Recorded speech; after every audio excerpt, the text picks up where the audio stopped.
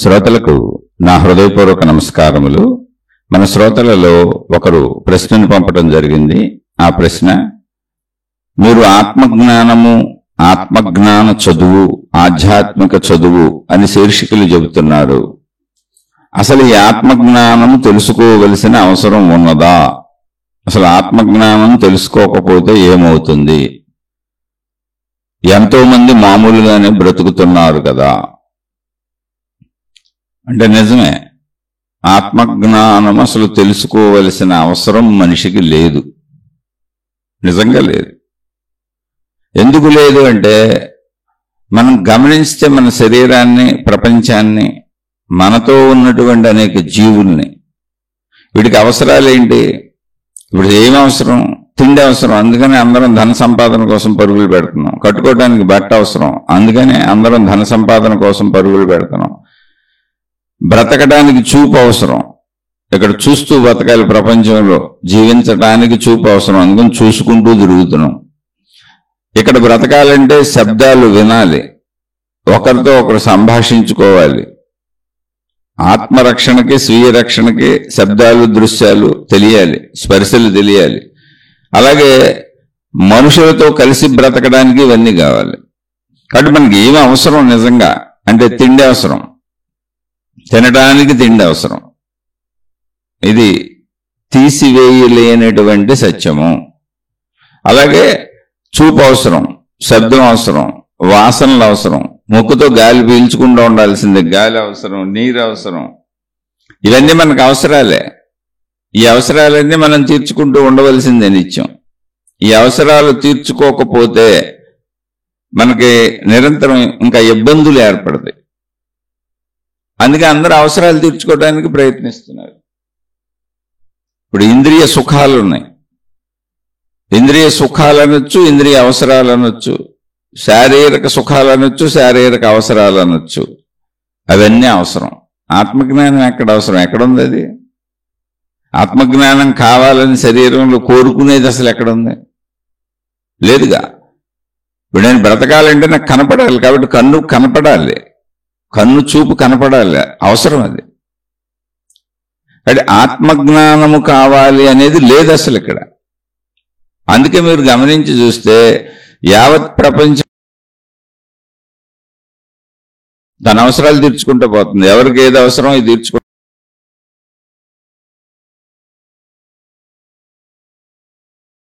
అవసరాల కోరికలు ఏదైనా కానీ వారి సామర్థ్యాన్ని బట్టి. కాబట్టి నిజంగా అయితే ఇక్కడ ఆత్మజ్ఞానం అవసరం లేదు. ప్రశ్నేసిన సోదరుడు కరెక్టే, బ్రతుకుతున్న ప్రజలందరూ కూడా కరెక్టే. ఎందుకంటే ఆత్మజ్ఞానం అనే దాన్ని అసలు ఎవరు మాట్లాడారు ఇక్కడ?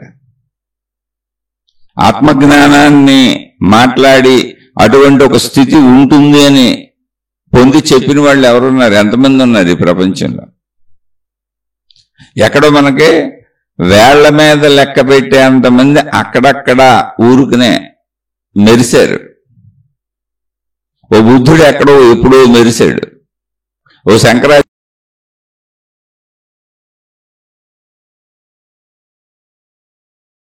మెరిశాడు. ఆయన ఎప్పుడో ఎక్కడో. మీరు ఏ పేరు చెప్పుకున్నా, ఓ మహమ్మద్ ప్రవక్త అన్నా, ఒక గురునానక్ అన్నా, ఒక రాముడు అన్నా, ఒక కృష్ణుడన్నా,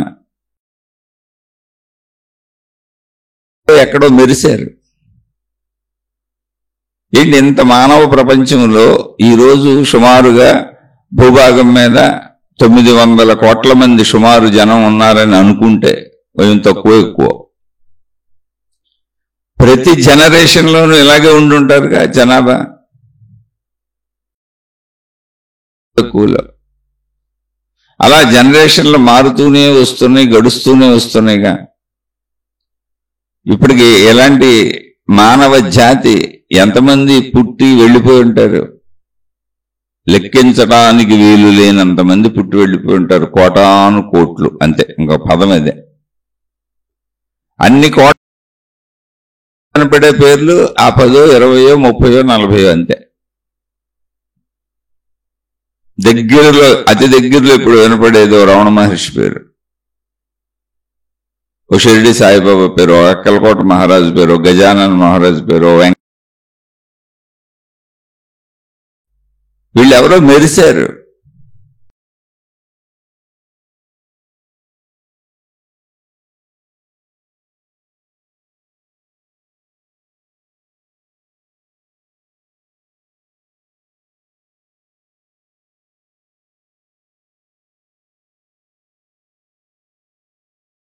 సామాన్యంగా బ్రతికేస్తుంటే, అవసరాల కోసం బతికేస్తుంటే, శరీరం నేననుకుంటూ శరీరం కోసం బతికేస్తుంటే, తరతరాలు అలాగే బతికేస్తుంటే, మధ్యలో ఎవరో వెలిగారు, మధ్యలో ఎవరో ప్రకాశించారు. వాళ్ళు ఎంత ప్రకాశించారంటే ఆ పేర్లు ఎప్పటికీ చిరస్థాయిగా మిగిలిపోయినాయి ప్రపంచంలో. వాళ్ళు ఎలా ఉంటారు అసలు ఎవరు చూడలేదు. వాళ్ళ పేరు మీద ఎన్నో తయారైపోయినాయి. అవి తయారు చేసిన వాళ్ళందరూ మనుషులే. అసలు కాదో కూడా తెలియదు, ఎందుకంటే అవి ఎన్ని మార్పులకు లోనైనయో.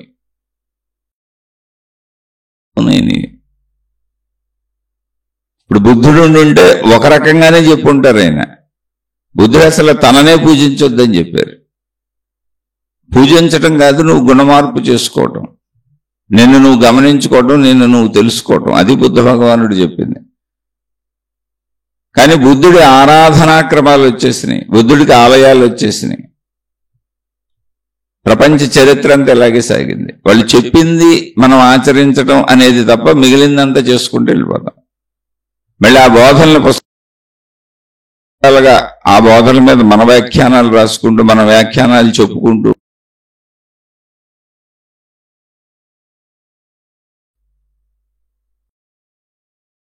లోనైపోయింది. అందులో అసలు ఏది బుద్ధుడు చెప్పిన సత్యం కూడా మనకు తెలియదు, ఎందుకంటే అంత వెనక కాలానికి మనం వెళ్ళలేం.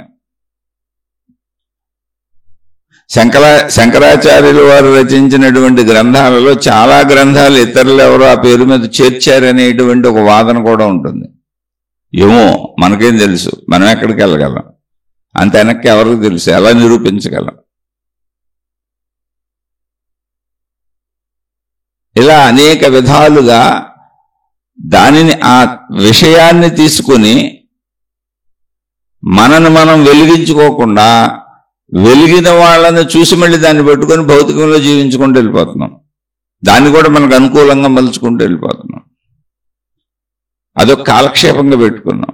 కానీ నిజంగా అయితే ఇక్కడ ఆత్మజ్ఞానం అవసరం లేదు, ఆధ్యాత్మిక చదువు అవసరం లేదు. అందుకే ఎవరేంటున్నారు అసలు? ఇప్పుడు నేను చెప్తున్నా, ఎవరేంటున్నారు? ఎంతమంది వింటున్నారు? ఇప్పుడు అనేక మంది ఆత్మజ్ఞానులైన మహనీయుల పుణ్యక్షేత్రాలు దర్శించి వస్తూ ఉంటారు. ఎందుకు వెళ్తున్నారు అక్కడికి? ఏది ఆత్మజ్ఞానులు అయినోళ్ళు లేరే, చూసి వెళ్ళిపోతున్నారు ఇంటికి. ఎందుకంటే చూస్తే పుణ్యం వస్తుందని చెప్పారు. వాటి పుణ్యక్షేత్రాలని పేరు పెట్టారు వాటికి. ఆ క్షేత్రానికి వెళ్తే పుణ్యం వస్తుంది అన్నారు. తీర్థాలు దర్శించుకుంటూ వెళ్తే, తీర్థాల్లో మునిగితే, అంటే నదులు ఉన్న ప్రదేశాలు, పవిత్ర నదుల్లో మునిగితే పాపం పోద్దన్నారు. అందుకని వెళ్ళి పాపం బాగొట్టుకుందామని మునుగుతున్నారు. ఎవరు మునుగుతారు? పాపం చేసిన వాళ్ళు మునుగుతారు. పాపం చేసిన వాళ్ళు మునుగుతారు. అలాగే తీర్థయాత్రలే కాదు, పుణ్యక్షేత్ర యాత్రలో పుణ్యక్షేత్రములు, పుణ్యస్థలములు, పుణ్య ప్రదేశములు, పుణ్యకార్యములు, ఇవన్నీ ఏంటి? ఇవన్నీ చేస్తే నీకు పుణ్య ఫలితం తిరిగి వస్తుందని చెప్పారు. నువ్వు రూపాయి వేసి 100 పొందొచ్చు అని చెప్పారు. నీకు స్వర్గంలో సీట్ రిజర్వేషన్ అని చెప్పారు. ఇక్కడ నీ కుటుంబం అంతా బాగుంటుందని చెప్పారు. నువ్వు మంచి చేస్తే నీకు మంచి జరుగుద్ది అని చెప్పారు. చెబుతున్నారు. నేనే బోల్డ్ శీర్షికల్లో చెప్పాను, ఇప్పుడు కూడా చెబుతాను. అందుకు వెళ్తున్నారు. నువ్వు మంచి చేస్తే నీకు మంచి జరుగుద్ది అనే దాంట్లో డౌటే లేదు. ఏమండి బాగున్నారంటే అటువంటి వాళ్ళు కూడా బాగున్నానండి అని చెబుతారు. ఎరా బాగున్నావంటే బాగున్నాను రా అంటారు. మన రియాక్షన్, అంటే మన ప్రవర్తనకి, మన యాక్షన్కి రియాక్షన్ ఎదుటివైపు నుంచి వస్తుంది అంతే. అద్దంలో మన ప్రతిబింబం కనపడినట్లుగా ఉంటుంది సృష్టి. ఇందులో అద్భుతం లేదు, మహిమ లేదు. కర్మ సిద్ధాంతం అనేది సహజత్వం. మన ప్రవర్తనకి ఎదుటి వాళ్ళు స్పందించే విధానం అంతే. కాబట్టి ఇవన్నీ ఎందుకు చేస్తున్నారు? ఇప్పుడు ఆత్మజ్ఞానులైన మహర్షుల దగ్గరికి వెళ్ళి కూర్చున్నారు. ఎందుకు చేస్తున్నారు? ఏం చేస్తున్నారు? ఏం చేయటానికి అక్కడికి వెళ్తున్నారు? ఏం పొందడానికి అక్కడికి వెళ్తున్నారు? ఇప్పుడు దగ్గరలో మనకు కనబడేది రమణ మహర్షి. రమణ మహర్షిలా జీవించడానికి వెళ్తున్నారా? ఒక్కరైనా ఉన్నారా? ఉండటమే కుదరదు, ఉండరు. ఎందుకంటే ఆత్మజ్ఞానంతో మనకు అవసరం లేదు. మరెందుకు వెళ్తున్నాం అక్కడికి? ఆత్మజ్ఞానులైనటువంటి మహాత్ములైనటువంటి గురువులుగా పిలువబడుతున్నటువంటి జగత్తు మొత్తం ఆరాధిస్తున్నటువంటి మహనీయులు మహాత్ముల దగ్గరికి వెళ్తే మనకు పుణ్యం వస్తుంది. వాళ్ళు మన కష్టాలు పోగొడతారు, మన బాధలు పోగొడతారు. అయ్యే పుస్తకాల్లో రాసుకున్నాం, మన పుస్తకాల నిండా అయ్యే ఉంటాయి. వాళ్ళ దగ్గర జరిగినటువంటి గొప్ప గొప్ప అనుభూతులు. అందులో అక్కడక్కడ మధ్య మధ్యలో జ్ఞానం డొల్లుతో వెళ్ళిపోతూ ఉంటుంది. ఎందుకంటే అది కూడా వాళ్ళు మాట్లాడేది, అసలు వాళ్ళు మాట్లాడిందే అది కూడా కాదు. వాళ్ళు చెప్పిందే జ్ఞానం. ఎక్కడో వెలుగుతి, ఒక్క సూర్యుడే వెలుగుతున్నాడు, కానీ మొత్తం ప్రపంచానికి వెలుగు వస్తుంది. ఆ సూర్యుడిని మనం ఎప్పటికీ చేరలేం, ఆ సూర్యుడి దగ్గరికి మనం ఎప్పటికీ వెళ్ళలేం. ఒకవేళ వెళ్తే మాడిమేసి అయిపోతాం. ఆత్మజ్ఞానం అలాంటిదే. దాని దగ్గరికి వెళ్తే దాంట్లో కలిసిపోవాల్సి వస్తుంది, కరిగిపోవాల్సి వస్తుంది. మన ఎగ్జిస్టెన్స్ ఉండదు. నేనున్నానన్న భావన కూడా అది హరించుకుంటుంది, తీసేసుకుంటుంది, తనలో కలిపేసుకుంటుంది. సూర్యుడి దగ్గరికి వెళ్ళిన వాళ్ళు మాడి మెసైపోయినట్టుగా ఉంటుంది ఆత్మజ్ఞానం దగ్గరికి వెళ్తే. అయితే అది నిజంగా అవసరం అంటే అసలు అవసరమే లేదు, దాంతో పని లేదు మనుషులకి. ఎక్కడ మనిషికి నిజంగా ఏం అవసరం? తిండి అవసరం, బట్ట అవసరం, పంచేంద్రియ సుఖాలు అవసరం. మొత్తంగా చదివితే అన్నింటికి కలిపి డబ్బు అవసరం. అందుకే మనుషులు అసలు కన్న తల్లిదండ్రులను కూడా రోడ్ల మీద వదిలేస్తున్నారు వృద్ధాప్యంలో. మా ఇంట్లోనే జరిగింది, మా ఇళ్లలోనే ఉంది. ఎక్కడో వెళ్ళక్కర్లే, ఎవరి గురించో చెప్పక్కర్లే. నేను చెబుతున్న ప్రతి విషయాలు మా దగ్గరగా మా కుటుంబాల్లో జరిగినాయి. ఉదాహరణలు కూడా ఎత్తుక్కోవాల్సిన అవసరం లేదు. ఎందుకంటే ప్రతి వాళ్ళు మనుషులే కదా. స్వార్థం నిలువెత్తు పోత పోసిన వాడు మనిషి. ఆత్మజ్ఞానంతో అసలు నిజమైన అవసరమే లేదు. మనిషి ఆ అవసరం లేదని గ్రహించి తన అవసరాల కోసం పరుగులు పెడుతున్నాడు. దేవుణ్ణి పెట్టుకున్నా, దేవతను పెట్టుకున్నా, మతాలు ఏర్పరచుకున్నా, మార్గాలు ఏర్పరచుకున్నా, వాటిని ప్రచారాలు చేస్తున్నా. మీరు చూడండి, ప్రచారకులందరికీ డబ్బులు కావాలి. అవసరం డబ్బు అక్కడ. మరి దేవుణ్ణి ఎందుకు ప్రచారం చేస్తున్నారు? డబ్బు కదా. ఆ ఒక్క మార్గంలో తప్ప ఇంకెక్కడైనా డబ్బును సంపాదించుకోవాలి. ప్రపంచంలో ఒక్క దేవుడి మీద పేరు తప్ప, దేవుడి పేరు మీద తప్ప, మతం పేరు మీద తప్ప, అది కూడా మళ్ళీ దేవుడి పేరు మీదే తప్ప, ఉచితంగా నీకు డబ్బులు ఇచ్చే ప్లేస్ ఎక్కడా లేదు. ఉచితంగా నిన్ను గౌరవించే ప్లేస్ ఎక్కడా లేదు. ఉచితంగా నీ పాదాల మీద పడిపోయి నీకు నమస్కారం చేసి మరి నిన్నే దైవ సమానుడుగా, సమానురాలుగా చూసే ప్లేస్ ప్రపంచంలో ఎక్కడా లేదు. మిగిలిన నువ్వు సంపాదించుకోవాలి. అసలు నువ్వు ఎంత సంపాదించుకున్నా, ఏం సంపాదించుకున్నా కూడా నేను ధనవంతుడు అనొచ్చు, కోటేశ్వరుడు అనొచ్చు, నువ్వేమన్నా మంచి పనులు చేస్తే మంచోడు అనొచ్చు.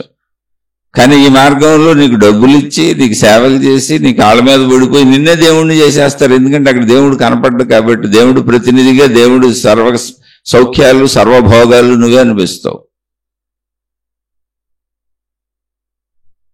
కాబట్టి ఇదంతా కోరికల కోసం అంతే. కానీ ఆత్మజ్ఞానము అన్నప్పుడు ఆత్మజ్ఞానం తెలుసుకోవలసిన అవసరమైతే నిజంగా మనుషులకు లేదు. కానీ అప్పుడప్పుడు ఆత్మజ్ఞానులు ఎవరో మెరిశారు, చుక్కల్లాగా వెలిగారు, సూర్యుల్లాగా. వాళ్ళు ఎంత వెలిగారంటే మొత్తం సూర్యప్రకాశం ప్రపంచాన్ని ముంచేసినట్టు అది అందరికీ తాకింది ఆ వెలుగు. మనం ఆత్మజ్ఞానులు అవుతామా లేదనేది మనకు అనవసర విషయం. మనం చీకట్లో ఉన్న వెలుగు కనపడింది. ఆ వెలుగు మన ఏదో రక్షిస్తుంది. ఇప్పుడు ఏదో రక్షిస్తుంది, నాకేం కావాలో అవన్నీ ఇస్తుంది. కానీ అది ఆత్మజ్ఞాన వెలుగు. నీకు కావలసినవి అది ఇవ్వలేదు. ఆ విషయం నీకు తెలియదు. ఎందుకనంటే నీకు కావలసిన వాటి దాంట్లో ఇరుక్కుపోయి నువ్వు ఒక ప్రపంచాన్ని సృష్టించేసుకున్నావు. అది ఇవ్వలేదు. ఆత్మజ్ఞాన వెలుగుది, ఆత్మజ్ఞాన సూర్యుడు వాళ్ళు. నీకు కావలసిన వాళ్ళు ఇవ్వలేదు, వాళ్ళు ఆత్మజ్ఞానాన్ని ఇవ్వగలరు. కానీ అలా అనుకోను. ఎందుకనంటే నా భావనే వేరే. అసలు నాకు ఆత్మజ్ఞానంతో పని లేదు. అక్కడ వెలుగు కనపడింది, అది వెలుగు ప్రసరించుకుంటూ వెళ్ళిపోతుంది.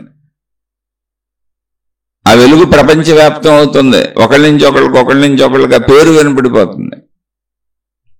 ఆ పేరు నుంచి ఇంక మహిమలు, మాయలు, అద్భుతాలు, గ్రంథాలు అయిపోతున్నాయి. వెళ్ళొచ్చిన వాళ్ళందరూ చెప్పేసుకుంటున్నారు. ఇప్పుడు అరుణాచలం వెళ్ళాం, గిరి ప్రదక్షిణ చేసేసాం, మా అబ్బాయికి ఉద్యోగం వచ్చేసింది. మా అమ్మాయికి ఎప్పటి నుంచో పెళ్ళి అవ్వట్లేదు, పెళ్ళి అయిపోయింది. నాకు ఎప్పటి నుంచో మోకాళ్ళ నొప్పులు, అలాగే గిరి ప్రదక్షిణ చేశాను, మోకాళ్ళ నొప్పులు తగ్గిపోయినాయి. నాకున్న జబ్బులు పోయినాయి, నాకున్న బాధలు పోయినాయి, నాకున్న కష్టాలు పోయినాయి. షిరిడి వెళ్ళాను, ఎన్నో మొక్కులు మొక్కున్నాను, నా సాయిబాబా చుట్టూ తిరిగాను, ఎన్నో పారాయణలు చేశాను. అబ్బో ఎన్ని రకాలుగా రక్షింపబడ్డానో, ఒకటి కాదు రెండు కాదు, వేల లక్షల మంది నిత్యం అనుభవాలు సోషల్ మీడియాలో రోజు అనుభవాలు చెప్పేస్తున్నారు. పాపం గురువులు చెప్పించేస్తున్నారు. ఎందుకంటే ఇప్పుడు వీళ్ళందరూ సాయిబాబానో లేకపోతే రమణ మహర్షినో ఇంకొక దేవుణ్ణో ఇంకో దేవుడు ఏ మతం అయితే ఆ మతం వీళ్ళు ప్రకాశింపజేయాలి. ఎందుకంటే ఆ దేవుడు స్వయం ప్రకాశకుడు కాదు, ఈ ప్రచారకులందరూ ప్రకాశింపజేయాలి. ఎవరి ప్రకాశాన్ని మీరు ప్రకాశింపజేస్తున్నారు? అది స్వయం ప్రకాశకం. అసలు దానికంటూ ప్రకాశం లేకపోతే మీరెక్కడ ప్రకాశింపజేస్తారు? కాదు, దాన్ని ప్రకాశింపచేస్తాము అని ఆ ప్రకాశంలో నిలబడి మేము దాన్ని ప్రకాశింపజేస్తామంటున్నారు. కాదు, ఆ ప్రకాశాన్ని వీళ్ళు వాడుకుంటున్నారు. మొత్తం ఈ ప్రచారకులందరూ దైవ స్వయం ప్రకాశాన్ని వాడుకుంటున్నారు. అక్కడక్కడ మెరిసిన మెరుపులవి, అక్కడక్కడ వెలిగిన సూర్యుళ్ళవి. మానవ జాతిలో కోటాను కోట్ల మంది పుట్టి వెళ్ళిపోతూ ఉంటే వేళ్ల మీద లెక్క పెట్టగలిగినంత మంది తరతరాలుగా జరిగే మానవ జాతిలో ఎన్ని వందల వేల లక్షల కోట్ల మంది వెళ్ళిపోయారో, వచ్చి వెళ్ళిపోయారు. తరాలు మారిపోతుంటాయి కదా, కానీ వారిలో కొందరు మిగిలిపోయారు, శాశ్వత కీర్తితో మిగిలిపోయారు. ఎందుకంటే సూర్యుళ్ళు వెలిగారు అక్కడక్కడ. ఆ వెలిగిన వాళ్ళు అంతా కలిపితే 40, 50, 100 మంది కూడా ఉండరు.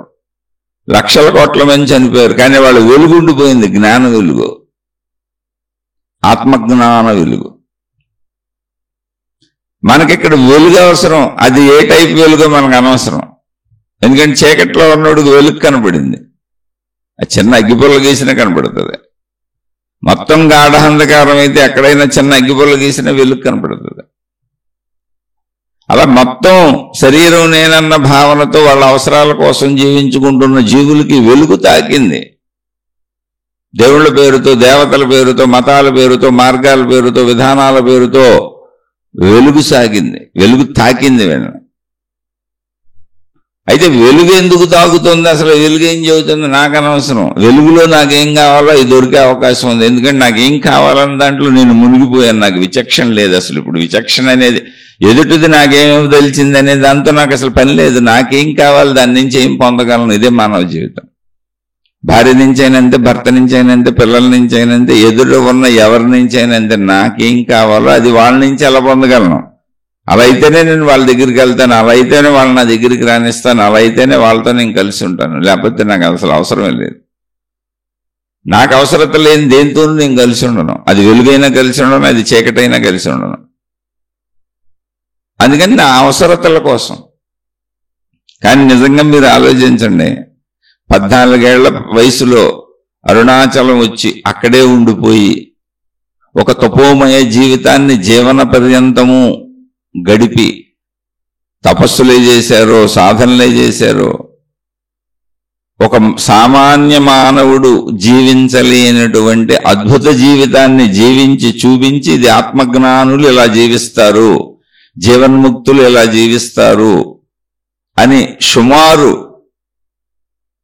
60 ఏళ్ల పైబడి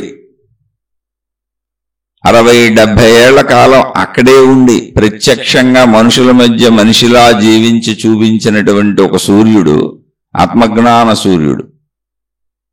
మీ అబ్బాయి పెళ్లి చేయటం కోసం, మీ అమ్మాయి పెళ్లి చేయటం కోసం, నీ కోరికలు తీర్చడం కోసం, నీ జబ్బులు తగ్గించడం కోసం అంత జీవితాన్ని గడిపాడా? అంత తపస్సు చేశాడా? అంత పవిత్రతను ఆపాదించుకున్నాడా? అంత జ్ఞానాన్ని ఆచరించి చూపించాడా?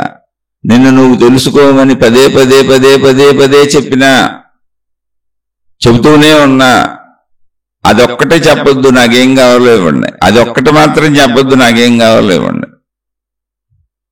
ఎందుకంటే నాకు బాగా తెలుసు, నేను మనిషిని, నేను సామాన్య మనిషిని, నాకు శారీరక అవసరాలు చాలా ఉన్నాయి. నాకు ఆత్మజ్ఞానం అసలు అవసరమే లేదు. ఆత్మజ్ఞానం ఎక్కడ అవసరం అని చెప్పండి. అన్నం తినకపోతే చచ్చిపోతాం, నీళ్లు తాగకపోతే చచ్చిపోతాం, కంటి చూపు లేకపోతే బతకడం చాలా కష్టం, చెవి శబ్దాలు వినపడకపోతే బతకడం చాలా కష్టం, మాట లేకపోతే బతకడం చాలా కష్టం, మలమూత్ర విసర్జనలు చేయకపోతే బతకడం చాలా కష్టం, వాసనలు తెలియకపోతే బతకడం చాలా కష్టం, స్పర్శలు తెలియకపోతే బతకడం చాలా కష్టం. వీటన్నింటికీ అవసరమైనటువంటివి సంపాదించుకోకపోతే, పొందకపోతే బతకడమే కష్టం. ఆత్మజ్ఞానం తెలుసుకోకపోతే ఎందుకు బతకలేము? ఉన్నోళ్ళందరూ వాళ్ళే కదా బతుకుతున్న వాళ్ళందరూ. దాంతో అసలు అవసరమే ఉంది మనకి. రియలిస్టిక్గా దాంతో అవసరం లేదు. ఆత్మజ్ఞానం తెలుసుకోవాల్సిన అవసరం లేదు అనేది నేను చెప్పక్కర్లేదు, మొత్తం ప్రజలందరూ చెబుతున్నారు. ఆ జీవన విధానమే చెబుతుంది. అంటే అవసరత ఉంటే తెలుసుకునేవాళ్ళు కదా. ఇప్పుడు అన్నం తినకపోతే చచ్చిపోతాం కాబట్టి ప్రతి వాళ్ళు ఏదో ఒకటి చేస్తున్నారు. భిక్షాటన చేసుకునేవాళ్ళు భిక్షాటన చేసుకుంటున్నారు, కూలి పనులు చేసుకునేవాళ్ళు కూలి పనులు చేసుకుంటున్నారు. ఎవరు ఏం చేసినా కూటి కోసం కోటి విద్యలు. నీళ్లు తాగకపోతే చచ్చిపోతాం కాబట్టి ఏర్పాట్లు ఎలాగోలా చేసుకుంటున్నాం. ఎడారి ప్రాంతాల్లో నీళ్లు దొరకని చోట కిలోమీటర్లు నడిచి నీళ్లు తెచ్చుకుంటుంటారు. చాలా జాగ్రత్తగా నీటిని బంగారం కంటే అధికంగా, వజ్ర వైఢూర్యాల కంటే అధికంగా భద్రపరుచుకుంటూ ఉంటారు. కొన్ని దేశాలు అసలు విమానాల్లో నీటిని తెప్పించుకుంటూ ఉంటాయి. వాళ్ళ దగ్గర పెట్రోల్ బావులు ఉన్నాయి, పెట్రోలు డీజిల్ దీనికి సంబంధించిన ముడి సరుకు బావులే ఉన్నాయి వాళ్ళ దగ్గర, కానీ నీళ్లు. అందుకని ఇది అమ్మి నీళ్లు విమానాల్లో తెప్పించుకొని బతుకుతూ ఉంటారు. ఎందుకంటే అవి లేకపోతే నిజంగా చచ్చిపోతాం. ఓ జీవిత భాగస్వామి లేకపోతే శారీరక సుఖం దొరకదు. అసలు ఎందుకు బతకాలో అర్థం అవ్వదు. కుటుంబం లేకపోతే, కుటుంబ సభ్యులు లేకపోతే, కుటుంబంలో మనుషులు లేకపోతే, ఒకళ్ళకొకళ్ళు సహకారంగా లేకపోతే, జీవితంలో కష్ట నష్టాలు, ఇబ్బందులు, బాధలు వచ్చినప్పుడు, ఒక అనారోగ్యం వచ్చి పడిపోయినప్పుడు నానేవాళ్ళు ఉండి సేవలు చేయకపోతే, అవన్నీ అవసరాలు కనపడుతున్నాయి. అందుకని ఎలాగోళ్ళ సర్దుకు బతుకుతున్నాం. వీళ్ళందరూ నచ్చకపోయినా సరే, ఎవరూ నచ్చలేదు ఇక్కడ. ఎవరెవరికి నచ్చరు అసలు సంపూర్ణంగా. అవసరం అలా ఉంచేలా చేసింది, కలిసి ఉంచేలా చేసింది. ఈ విషయం అందరికీ తెలుసు. ప్రతి మనిషికి తన హృదయంలో తనకు తెలుసు. ప్రతి మనిషికి తన మొదటి శత్రువు ఎవరో తెలుసా? ఒకసారి మీ హృదయంలోకి వెళ్ళి చూసుకోండి. ప్రతి మనిషికి తన మొదటి శత్రువు అంటే ఏంటి? శత్రుత్వం అత్యధికంగా ఉన్నటువంటి వాళ్ళు. శత్రువు లిస్టు ఒకటి రాసుకోండి. అంటే మీకు విరోధుల లిస్టు, శత్రుత్వం ఉన్న వాళ్ళ లిస్టు, మిమ్మల్ని బాధ పెడుతున్న వాళ్ళ లిస్టు. ఎవరు ఎక్కువ బాధ పెడితే వాళ్ళ మీద శత్రుత్వం ఎక్కువ ఉండేది. ఆ లిస్టు రాసుకోండి. అందులో మొట్టమొదటి పేరు ఎవరిది వస్తుందో తెలుసా? మీరు అధికంగా ఎవరిని ప్రేమిస్తున్నారో వాళ్లే మిమ్మల్ని అధికంగా బాధ పెట్టేవాళ్ళు. మీ మొదటి శత్రువు వాళ్లే. ఎవరుంటారు అధికంగా ప్రేమించేవాళ్ళు? మన కుటుంబ సభ్యులే. కాబట్టి మన అధికంగా మనకు శత్రువులు, మన బాధ పెట్టేవాళ్ళు ఎవరుంటారు? కుటుంబ సభ్యులే. అందుకే అక్కడే ఉంటాం, అది వదిలిపెట్టాం. కానీ ఇది ఎప్పుడు పోద్దా నాయన, ఇది ఎప్పుడు కష్టం పోద్దా, ఈ బాధ ఎప్పుడు పోద్దా అంటూ ఉంటాం. దాన్ని ఎత్తుకొని నెత్తి మీద పెట్టుకొని ఈ బరువు ఎప్పుడు దిగుద్దా అనుకుంటూ ఉంటాం. మనమే నెత్తి మీద పెట్టుకున్నాం. బరువు మోస్తుంది మనమే. అద్భుతంగా ఉంటుంది మానవ జీవన నడక. ఎందుకు పెట్టుకున్నాం వీళ్ళందరినీ అంటే మరి నాకు అవసరాలు. నువ్వు నన్ను ఎంత ఇబ్బంది పెడతానో, నువ్వు నాకు నచ్చినట్టు లేకపోయినా, నీతో నాకు ఎంత బాధగా ఉన్నా, మళ్ళీ నీతో నాకు తీరే కోరికలు కొన్ని ఉన్నాయి. జీవిత భాగస్వామిగా సుఖాలు తీరాలి. ఇప్పుడు కన్నాను కాబట్టి నా పిల్లలని నేనే పెంచుకున్న మమకారం, మీరు నన్ను ఎంత ఇబ్బంది పెడుతున్నా ఆ మమకారం అమ్మో నా పిల్లలు అంటుంది. ఒకవేళ కాదు పని కఠినత్వంతో వదిలేద్దామంటే వదిలేసి ఏం చేయాలి? తొయ్యదు కదా. కొత్త పని ఎంచుకున్న వాళ్ళు వదిలేశారు చాలా మంది. ఎందుకంటే తోచుబాటు పనులు ఎంచుకున్న వాళ్ళు వదిలేశారు. ఓ భార్యను వదిలేసి ఇంకొక అమ్మాయి అనకబడిన వాళ్ళు చాలా మంది పిల్లల్ని కూడా వదిలేసిపోయారు. ఓ భర్తను వదిలేసి ఇంకొక మొగుడిని ఎంచుకున్న వాళ్ళు అలా విడిపోతున్నారు. ఇప్పుడు సంస్కృతి అలా వచ్చింది, తప్పేం కాదు. అది రిలేషన్షిప్స్ లో ఇప్పుడు అలా వచ్చింది సంస్కృతి. అలా నాకు తెలిసిన వాళ్ళే ఉన్నారు. ఆవిడ ఆ పిల్లల్ని కూడా వదిలేశారు. అప్పుడు కూడా స్వసుఖమే.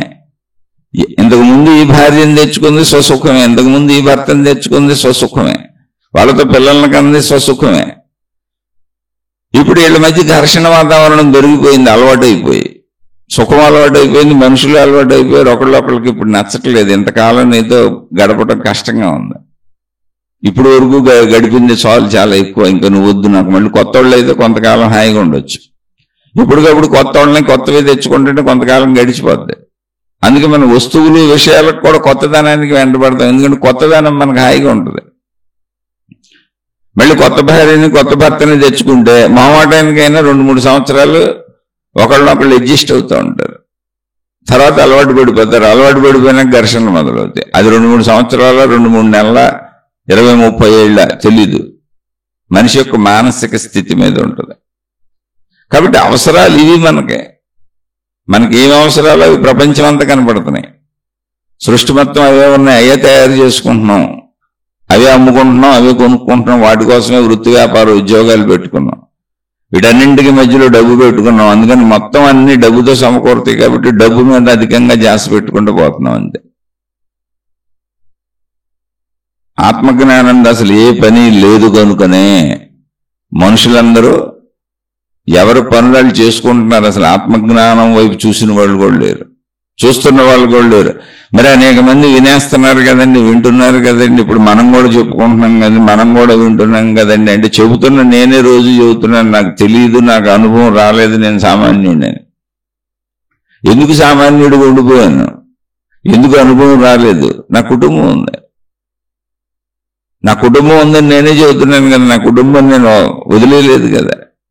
కుటుంబం కొన్ని కనీసం వదలకపోయినా జీవన్ముక్తుళ్ళు అంటే ముట్టనట్టు జీవించట్లేదు కదా. జీవిస్తే చెప్పేవాడిని, జీవించట్లా, స్పందిస్తున్నా. నేను చెబుతానే ఉన్నా, ఉన్న సత్యం ఉన్నది ఉన్నట్టు చక్కగా చెబుతున్నా. ఎందుకంటే నాకు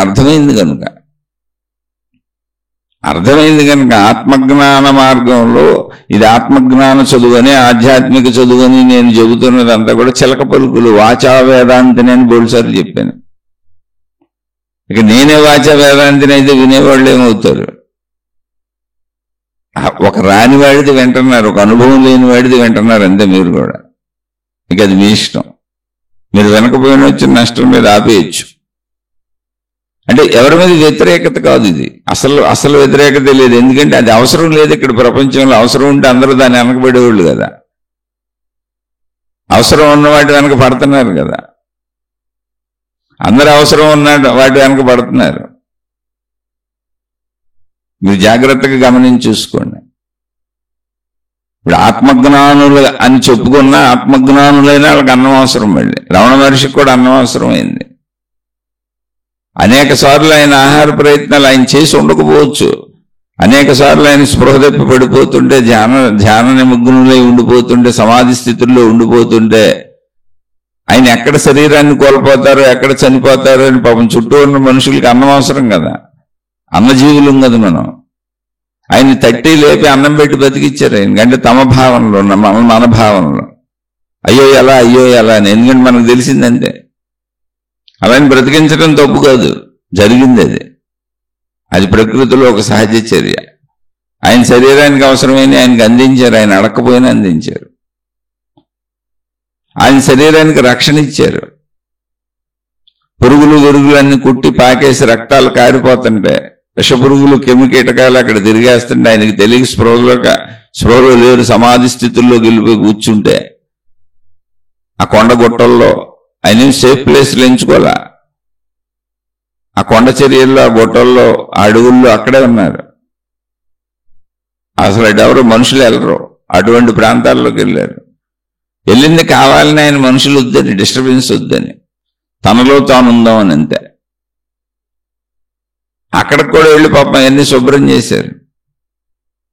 ఎవరా చేసిన వాళ్ళు ఏమి లేదు. అక్కడికి వెళ్ళి ఆ గొర్రెలు కాచుకునేవాళ్ళు, గేదెలు కాచుకునేవాళ్ళు, మేకలు కాచుకునేవాళ్ళు, అడవి ప్రాంతాల్లో పొలాలు ఏరుకునేవాళ్ళు, అడవి ప్రాంతాల్లో పనులు ఉన్నవాళ్ళు కూడా ఉంటారు కదా. ఆ పొలాలు ఏరుకోవడానికి వచ్చిన వాళ్ళు, ఏదో ఆ కాయలో పువ్వులో కోసుకోవడానికి వచ్చిన వాళ్ళు, ఏదో అడవిలో చెట్లతో పుట్లతో పనులు ఉన్నవాళ్ళు, వాళ్ళు చూసి గమనించారు. గొప్ప గొప్ప విద్యావేత్తలు ఎవరు ఫస్టే వచ్చేసి ఈయన్ని రక్షించాల, గొప్ప గొప్ప పండితులు. వాళ్ళందరూ రక్షించినాక, ఈయన గురించి చెప్పినాక, ఈయన ఒక జ్ఞాన సూర్యుడిలా కనపడుతున్నాడని ఆ వెలుగు ప్రసరించినాక అప్పుడు వచ్చారు పెద్ద పెద్దోళ్ళు అందరూ, పండితులందరూ, ధనవంతులు, కుబేరులందరూ. మైసూరు మహారాణి ఆయన దర్శనానికి వచ్చింది. చెప్తారు, పుస్తకంలో రాసి ఉంటుంది ఆయన చరిత్రలో.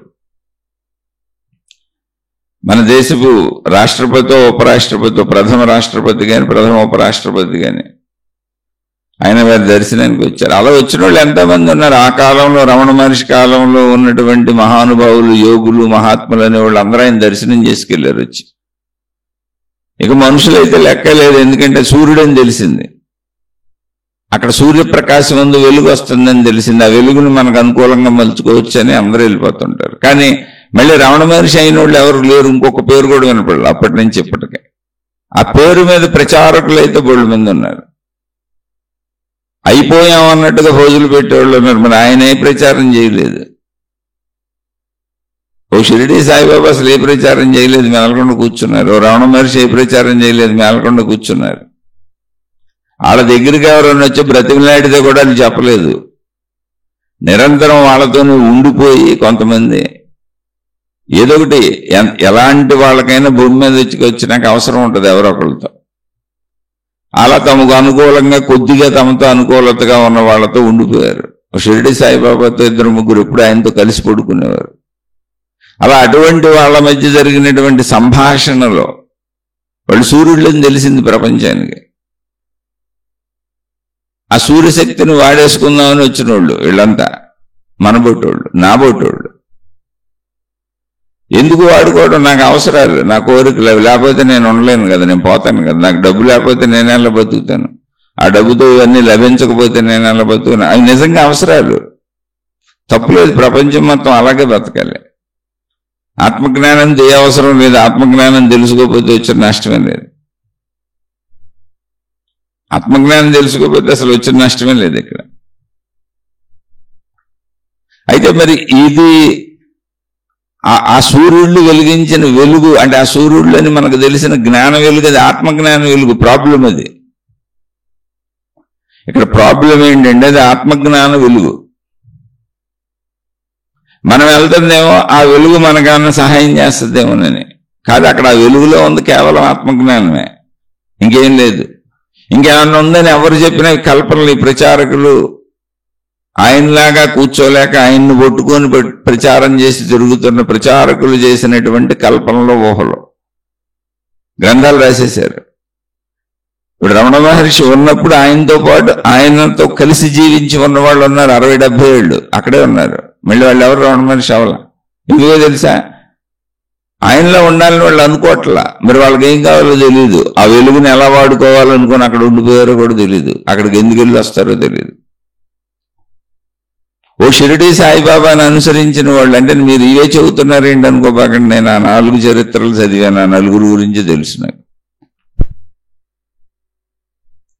ఆ షిరిడి సాయిబాబాతో జీవితకాలాలు ఉండిపోయిన వాళ్ళు ఉన్నారు అక్కడ 3, 4, 10 మంది. వాళ్ళెవరో మళ్ళీ షిరిడి సాయిబాబా లాగా అవ్వలా. అసలు అవ్వాలని కోరుకోవట్లేదు. వాళ్ళకి ఎప్పుడు ఏదో కావాలని కోరుకుంటున్నారు ఆయన దగ్గర కూర్చొని. అని అది ఆత్మజ్ఞాన వెలుగు. వీళ్ళు అనుకుంటున్నారా వెలుగును మనం వాడుకోవచ్చు, మన దగ్గర చీకటి ఉంది కదా. వెలుగుని మనకి ఇష్టం వచ్చినట్టు వాడుకోవచ్చు అనుకుంటున్నారు. నీకు ఇష్టం వచ్చినట్టు వాడుకోవడం ఎప్పటికే కుదరదు. ఇది అనాదిగా చెప్పబడుతున్న సత్యం. నీకు ఇష్టం వచ్చినట్టు నువ్వు బతకొచ్చు. మతం పేరు మీద, మార్గం పేరు మీద, దేవుడి పేరు మీద, గురువు పేరు మీద, జ్ఞాన గ్రంథం పేరు మీద మహిమలు, మాయలు, అద్భుతాలు అని చెప్పి ప్రకటించుకుంటూ నీకు ఇష్టం వచ్చినట్టు జీవించడం అసలు కుదరనే కుదరదు. ఒక యేసుక్రీస్తు అనే వెలుగు ఎప్పుడో వెలిగింది. అలా అక్కడక్కడ వెలిగిన సూర్యుళ్ళు ఉన్నారు. కానీ ఇవన్నీ జ్ఞాన వెలుగులు. మీరు వాటిని మరి ఏం వెలుగు అనుకొని వెళ్తున్నారో ఈ ప్రజలందరూ అర్థం కాదు. ఆ వెలుగుని తమకు అనుకూలంగా వాడేసుకుందాం అనుకుంటున్నారు. అసలు జ్ఞాన వెలుగు వీళ్ళకి అక్కర్లేదు. ఎందుకంటే జ్ఞాన వెలుగు వీళ్ళకి తెలీదు. జ్ఞాన వెలుగు ఎలా ఉంటుందో అసలు వీళ్ళకి తెలియదు. వీళ్ళకి తెలిసింది శరీరం, దాని ఆహారం, ఆకలి, దాని కోరికలు. నేను శరీరాన్ని నాకు ఇప్పుడు చూడాలని ఉంది, నాకు వినాలని ఉంది, నాకు తినాలని ఉంది, నా శరీర అవయవాలన్నీ సరిగ్గా పనిచేయాలని ఉంది, నేను ఆరోగ్యంగా ఉండాలని ఉంది, నేను 100 ఏళ్ళు కాదు కుదిరితే అవకాశం ఉంటే 1000 ఏళ్ళు, 1,00,000 ఏళ్ళు, 1,00,00,000 ఏళ్ళు హాయిగా బతకాలని ఉంది. ఇవన్నీ అనుభవిస్తూ బతకాలని ఉంది. ఇవన్నీ అవసరం కూడా నాకు. చనిపోతే చచ్చిపోతాను, పోనీ మానేద్దామంటే కుదరదు కూడా. కాబట్టి వీళ్ళకి అసలు జ్ఞానం అనేది, జ్ఞాన వెలుగు అనేది తెలియదు. తెలుసు అనుకుంటున్నారు. వాళ్ళ దగ్గరికి వెళ్ళి చిలకలు అప్పుడప్పుడు ఏ మనుషులతో ఉన్నా కలిసి ఉన్నాయి అనుకోండి, ఒక చిలకని తెచ్చి మన ఇంట్లో పెంచుకుంటున్నాం అనుకోండి, ఈజీగా ఉన్న మనుషుల మాటలను కొన్ని అలవాటు చేసుకుంటుంది అంతే. ఇప్పుడు మన వాడుక భాషలో కొన్ని పదాలు కలిసిపోయినాయి తెలుగులో. టీ అంటాం మనం. టీ అనేది తెలుగు భాషా పదం కాదు, ఇంగ్లీష్ అది. కాఫీ అంటాం. కాఫీ అనేది తెలుగు భాషా పదం కాదు. అసలు కాఫీకి తెలుగులో పదం ఏంటో కూడా నాకే తెలియదు. టీకి తేనీరు, కాఫీకి ఏంటో. కొన్ని పదాలు అసలు వాడుకలో ఇతర భాషలతో మిక్స్ అయిపోయినాయి, ఎందుకంటే వాళ్ళు వచ్చి ఇక్కడ పరిపాలన చేశారు. అలా కొన్ని చిలకలు మనుషులతో కలిసిపోయినప్పుడు మనుషుల పలుకుల్ని పలకగలుగుతాయి. అది చిలకలకే ఉందా, ఇంకా వేరేటికి లేదు. అందుకని చిన్న పలకగలుగుతాయి. హలో అన్నానుకోండి, అది హలో అంటది. అది మనిషి భాషలో ఉండకపోవచ్చు, చిలక గొంతులోనే ఉండదు, కానీ హలో అని అర్థం అవుద్ది. గుడ్ మార్నింగ్, గుడ్ నైట్ అని అర్థం అవుద్ది. అలా చిన్న పదాలు అది పలకగలదు మనుషుల్లా. కానీ మొత్తం మానవ భాషను అది మాట్లాడలేదు. అసలు ఆ మనిషి అది పలుకుతున్న దాని అర్థం ఏంటో కూడా దానికి తెలియదు, ఎందుకంటే చిలక భాష తెలుస్తుంది చిలకకే. చిలక మాతృభాష ఏంటంటే చిలక భాష అయి ఉంటుంది, మనిషి భాష కాదు.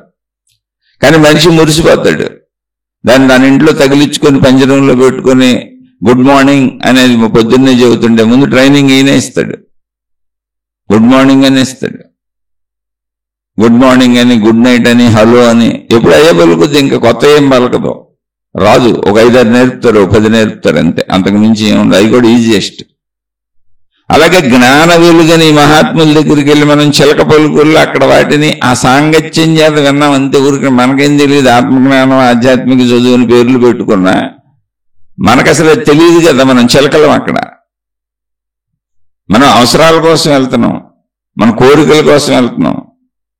పుణ్యక్షేత్ర యాత్రలు తిరిగితే, పుణ్యక్షేత్రాలకు వెళ్తే, పుణ్యపురుషుల్ని దర్శిస్తే మనకది పుణ్యం వస్తుంది అన్నారు. పురుషులందు పుణ్యపురుషులు వేరయా. వాళ్ళు పుణ్యపురుషులు వేరుగా ఉంటారు. సూర్యుడు వెలిగినట్టు అక్కడక్కడక్కడక్కడ లక్షల కోట్ల జనాభా తరతరాలుగా మారిపోతుంటే అక్కడొక చోట వెలిగిన దివ్యలై జ్ఞానజ్యోతులు అంతేవి, జ్ఞాన ప్రకాశం అది. కానీ మనకు జ్ఞానం అంటే అసలు మనకు తెలియదుగా. మనకేం అవసరం, దాంతో మనకు తెలిసింది మన అవసరాలు, మన కోరికలు, మన డబ్బు, మనం బతకటానికి ఇప్పుడు కావాల్సింది.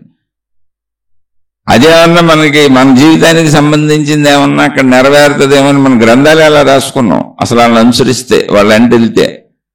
ఎందుకంటే వెలుగు వెంట వెళ్తే ఎప్పుడు లాభమే, ఏదో ఒక లాభం. లాభం ఏంటి? నాకు జ్ఞానం అసలు ఎప్పుడూ లాభం కాదు, జ్ఞానమే లాభం కాదు, ఆత్మజ్ఞానం అసలు లాభం కాదు, ఆధ్యాత్మిక చదువు అసలు లాభం కాదు. ఇంకా మాట్లాడితే నిజంగా అది నష్టం. నువ్వు ఉండవు, నువ్వు అంతమైపోతావు, నువ్వు శరీరం కాదని చెప్పుద్ది, నువ్వు అనంత ఆత్మశక్తి అని చెప్పుద్ది. నీ ఎగ్జిస్టెన్స్ లేకుండా పోద్ది. ఒక పక్క శరీరం ఉంటుంది, ఒక పక్క ఆత్మజ్ఞానం వింటూ ఉంటావు, మళ్ళీ ఈ శరీరపు కోరికలన్నీ అలాగే ఉంటాయి. ఇది అలవాటు కూడా మనకి. ఇప్పుడు నేను తినాలా తినకూడదా, ఉండాలా ఉండకూడదా, చేయాలా చేయకూడదా, భార్యాభర్తలు కాపురం చేయాలా చేయకూడదా, పిల్లల్ని పెంచాలా పెంచకూడదా, ఇది సగం అర్థమయ్యే అర్థం కాని వాళ్ళు మాకు అర్థమైంది అనుకుని కుటుంబాలు వదిలేసి ఇళ్ళ నుంచి పారిపోయారు మేము జ్ఞానం అని. ఇళ్ళ నుంచి పారిపోవటం, కుటుంబం బాధ్యతలు వదిలేయటం జ్ఞానం కింద తీసుకొని పారిపోతున్న వాళ్ళు చాలా మంది ఉన్నారు. మళ్ళీ దానికి సంస్థలు పెట్టుకున్నారు, పేర్లు పెట్టుకున్నారు, రకరకాల విశేషాలుగా దాన్ని అలంకరించుకున్నారు. ఇళ్ళ నుంచి పారిపోయిన బ్యాచ్లు రకరకాలుగా తయారయ్యారు. ఎందుకంటే జ్ఞానం వాళ్ళకి అలా అర్థమైంది. జ్ఞానం ఎప్పుడు నీ స్థాయిలో నువ్వు అర్థం చేసుకోవటమే తప్ప జ్ఞాన స్థాయికి నువ్వు వెళ్ళవు. ఎందుకంటే నీ జ్ఞానం అసలు అవసరం లేదు, మళ్ళీ దాన్ని నీ స్థాయికి దింపుకుంటావు. ఆత్మజ్ఞానంతో ఉన్న ప్రమాదం ఆధ్యాత్మిక చదువుతో ప్రమాదం ఉంది. అవసరం లేకపోతే ప్రమాదం ఉంది, నిన్ను లేకుండా చేసేస్తుంది అది. నువ్వు నీ భాషలో అంటే మనిషి భాషలో ఒక జీవోత్సవంలో బతుకుతావు. ఇప్పుడు చేయొచ్చో చేయకూడదో తెలీదు, అనొచ్చో అనకూడదో తెలీదు, తినొచ్చో తినకూడదో తెలీదు. ఏదైనా సరే నేను శరీరమా కాదని కన్ఫ్యూజన్లో పెట్టేస్తుంది అది, ఎవరికి అర్థం కాని వాళ్ళకి. ఎందుకంటే కోరికలతోనే వెళ్తా. జ్ఞానంగా అర్థమైతే అది వేరే విషయం. అర్థమైంది రమణ మహర్షికి, కన్ఫ్యూజన్ ఏం లేదు. 14 ఏళ్ల నుంచి చిట్ట చివరకు శరీరంలోంచి ప్రాణం పోయే వరకు పర్ఫెక్ట్ గా ఒకేలా ఉన్నారు. కన్ఫ్యూజన్ లేదు, స్థిరమైన స్థితి. ఓ షిరిడి సాయిబాబా స్థిరమైన స్థితి మొదటి నుంచి చివరి వరకు. అంటే చివరి అంటే వాళ్ళ శరీరంలో వదిలేసే వరకు, శరీరంలోంచి ప్రాణం పోయే వరకు, మరణం వరకు. అలాంటి సూర్యుళ్ళు వచ్చి అక్కడ కన్ఫ్యూజన్ వచ్చింది మనకు. ఆ సూర్యుళ్ళు రాబట్టి అసలు ఈ కన్ఫ్యూజన్ అంతా వచ్చింది. ఎందుకంటే ఆ ప్రకాశం ప్రకాశించింది, మనుషులందరికీ తెలిసిపోయింది. ఇప్పుడు ఇదేంటి కొత్తగా మనం మనుషులందరం ఎలా బతుకుతాం కదా, మళ్ళీ వీళ్ళు ఎలా ఎందుకు బతికారు, వీళ్ళ దగ్గర కూర్చున్న వాళ్ళకి ఎందుకు చెప్పారు, మళ్ళీ ఆ కూర్చున్న వాళ్ళు ఒక్కళ్ళు కూడా అవ్వలేదు, మీరు మర్చిపోకూడదు. ఎందుకు అవ్వలేదంటే ఆ కూర్చున్న వాళ్ళు మనబోటి వాళ్ళే. ఆ పరిసర ప్రాంతాల్లో వాళ్ళకి దగ్గరలో ఉన్నారు కంటే అక్కడ కూర్చున్నారు తప్ప వాళ్ళందరూ మనబోటి వాళ్ళు. వాళ్ళకి ఏవి కావాలి, వాళ్ళకంత కుటుంబాలు ఉన్నాయి, భార్యలు ఉన్నారు, భర్తలు ఉన్నారు, పిల్లలు ఉన్నారు, వాళ్ళకి ఏదో కావాలి. ఆ కావాల్సింది ఏదో కొంచెం అక్కడ దొరుకుతుంది సంతృప్తి. ఇప్పుడు షిరిడి సాయిబాబా దగ్గర అయితే చుట్టూ బోళ్ళు ఎందుకు బోళ్ళు డబ్బులు పెంచేవాళ్ళు. ఆయన రోజు ఆయనకు వచ్చిన దక్షిణలన్నీ అందరికి పనిచేసేవాళ్ళు. తక్కువ మొత్తం ఏం కాదు.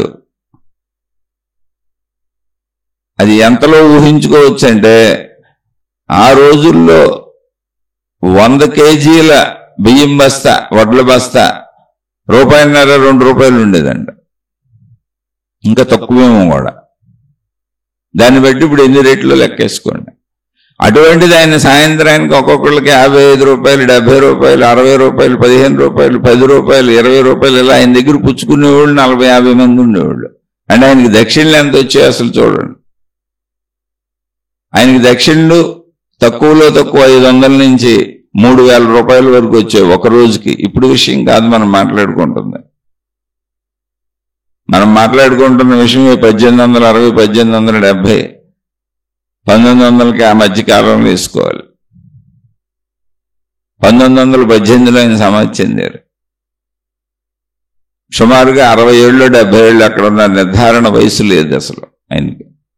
ఆయన పుట్టుక ఎవరికి తెలియదు, ఆయన ఎవరికి చెప్పలేదు. బోళ్ళు మంది అడిగే ప్రయత్నం చేశారు, ఆయన అసలు చెప్పను కూడా చెప్పలేదు. ఆయన కులం ఏంటో చెప్పలేదు, ఆయన మతం ఏంటో చెప్పలేదు, ఆయన తల్లిదండ్రులు ఎవరో చెప్పలేదు, ఏమీ చెప్పలేదు.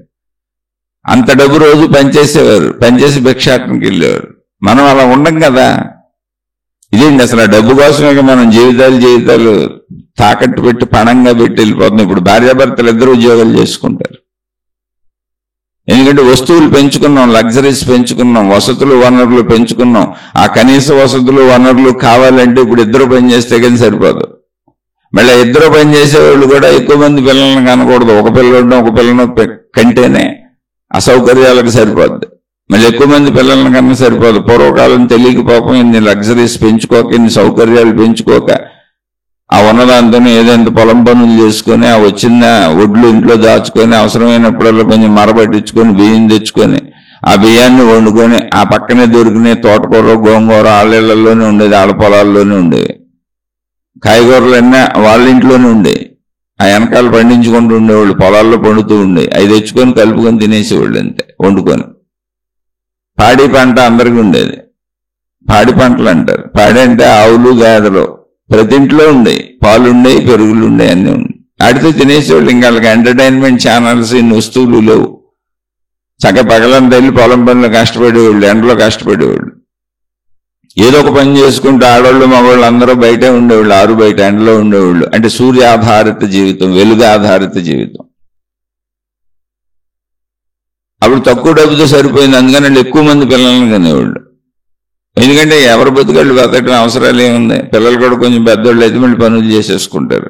కొంచెం పిల్లలకు పెద్ద వయసు వచ్చేదాకా తల్లిదండ్రులు కొద్దిగా అండగుండి అన్నం పెడితే చాలు, ఇంకేం చేయక్కర్లా. ఇప్పుడు అలా కాదుగా. ఇప్పుడు మొత్తం సౌకర్యాల మయం, ఇంటి నిండా సౌకర్యాలే ఉంటాయి. అసలు ఎండ ఎలా ఉంటుందో తెలియదు చాలా మందికి. ఏసీల్లోనే ఉంటారు. ఇంట్లోంచి బయటకు వస్తే ఏసీ కారు ఉంటుంది, ఇంట్లోకి వెళ్తే ఏసీ పనిచేస్తూనే ఉంటుంది. అసలు ఫ్యాన్ లేని ఇల్లు ఉండదు, ఫ్యాన్ లేని ఇల్లే ఉండదు. చాలా మంది కూలి పని చేసి, అంటే కూలి పని చేసుకునే వాళ్ళు తక్కువ వాళ్ళు అని కాదు, అందరూ మనుషులు ఒకటే. తక్కువ డబ్బు వస్తుందని అర్థం, అంతే. పని తక్కువ అని కాదు.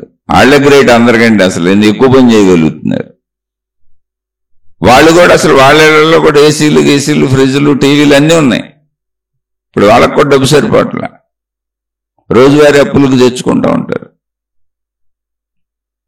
ఇటువంటి జీవితాల్లో ఉన్న మనం ఆ వెలుగుని మనకి ఎలా అనుకూలంగా వాడుకోవచ్చు అని మనమే పుస్తకాలు రాసేసుకున్నాం. ఆ పుస్తకాలు రాసిన వాళ్ళందరూ మనలాంటి వాళ్ళు కాదండి. ఆ చరిత్రలో అద్భుతాలు కల్పేసుకున్నారు. కానీ పాప మా మహాత్ములేమో భిక్షాటంతో బతికారు. ఒక ఆయన ఒక రోజుకి తనకి, అంటే ఆ రోజుల్లో ₹3,000 అంటే కనీసం ఈ రోజుల్లో రోజుకు 3 లక్షల కింద వేసుకోవచ్చు, ఇంకెక్కువ వేసుకోవచ్చేమో నాకు తెలియదు. వాటిని సాయంత్రంగా మొత్తం పనిచేసి ఆయన భిక్షాటనకి వెళ్ళేవాడు. అంటే ఏం చెబుతున్నారు ఆయన చుట్టూ ఉన్న వాళ్ళకి? డబ్బుతో అసలు అవసరమే లేదు, సామాన్యంగా బతకొచ్చు అని చెబుతున్నారు తన దగ్గర ఉంది పనిచేసి. కానీ ఇప్పుడు ఆయన పేరును ప్రచారం చేస్తూ కొన్ని వేల లక్షల మంది గురువులు బయలుదేరారు. వీళ్ళందరికీ మళ్ళీ ఆయన పనిచేసిన డబ్బు కావాలి. ఏ డబ్బు అయితే నాకు అక్కర్లేదని ఆయన వదిలేశాడు అదే కావాలి. ఏ కీర్తి ప్రతిష్టలు అయితే నాకు అక్కర్లేదని ఆయన వదిలేశాడు అదే కావాలి. భిక్షకుడుగా బతికాడు అదే కావాలి. ఎందుకు ఇప్పుడు అసలు ఆయనకి మందిరాలు కట్టి ఆ మందిరంలో ఆయన సమాధి మందిరంలోనే బంగారు తాపడాలు చేసేసారు. అంటే మనుషులే కదా చేసేది. నేను చేయటం తప్పంట్లో మీ ప్రేమాభిమానాలు మీకు తెలిసినట్టు చేర్చుకోండి. మీకు బంగారం విలువైంది కాబట్టి బంగారు తాపడాలు చేశారు, బంగారు కిరీటాలు పెట్టారు, వజ్రవైఢూర్య కిరీటాలు పెట్టారు. మీకు విలువైనవి. ఆయనకు కావాలనుకుంటే ఆయన చేయించుకునేవాడు ఆయన ఉన్నప్పుడు. అంటే మనిషికి ఏది విలువో దాంతో భగవంతుడిని కూడా నింపేస్తున్నాడు. అందుకని ఆ జ్ఞాన వెలుగుని తెలుసుకోడు, జ్ఞానం అవసరం లేదు. మనిషికి విలువైన నాటితో భగవంతుడిని, దేవుణ్ణి, దేవతల్ని నింపేస్తున్నారు. ఆయన బంగారు దేవాలయం కట్టేశాడు. అంటే అసలు బంగారం ఎంత విలువైందో ప్రపంచానికి చాటి చెప్పాడు ఆయన. బంగారు దేవాలయం, అమ్మవారి దేవాలయం కట్టేశారు. ఇంకోటి లోపల బంగారు విగ్రహాలు పెట్టేశారు. అంటే బంగారు విలువైంది.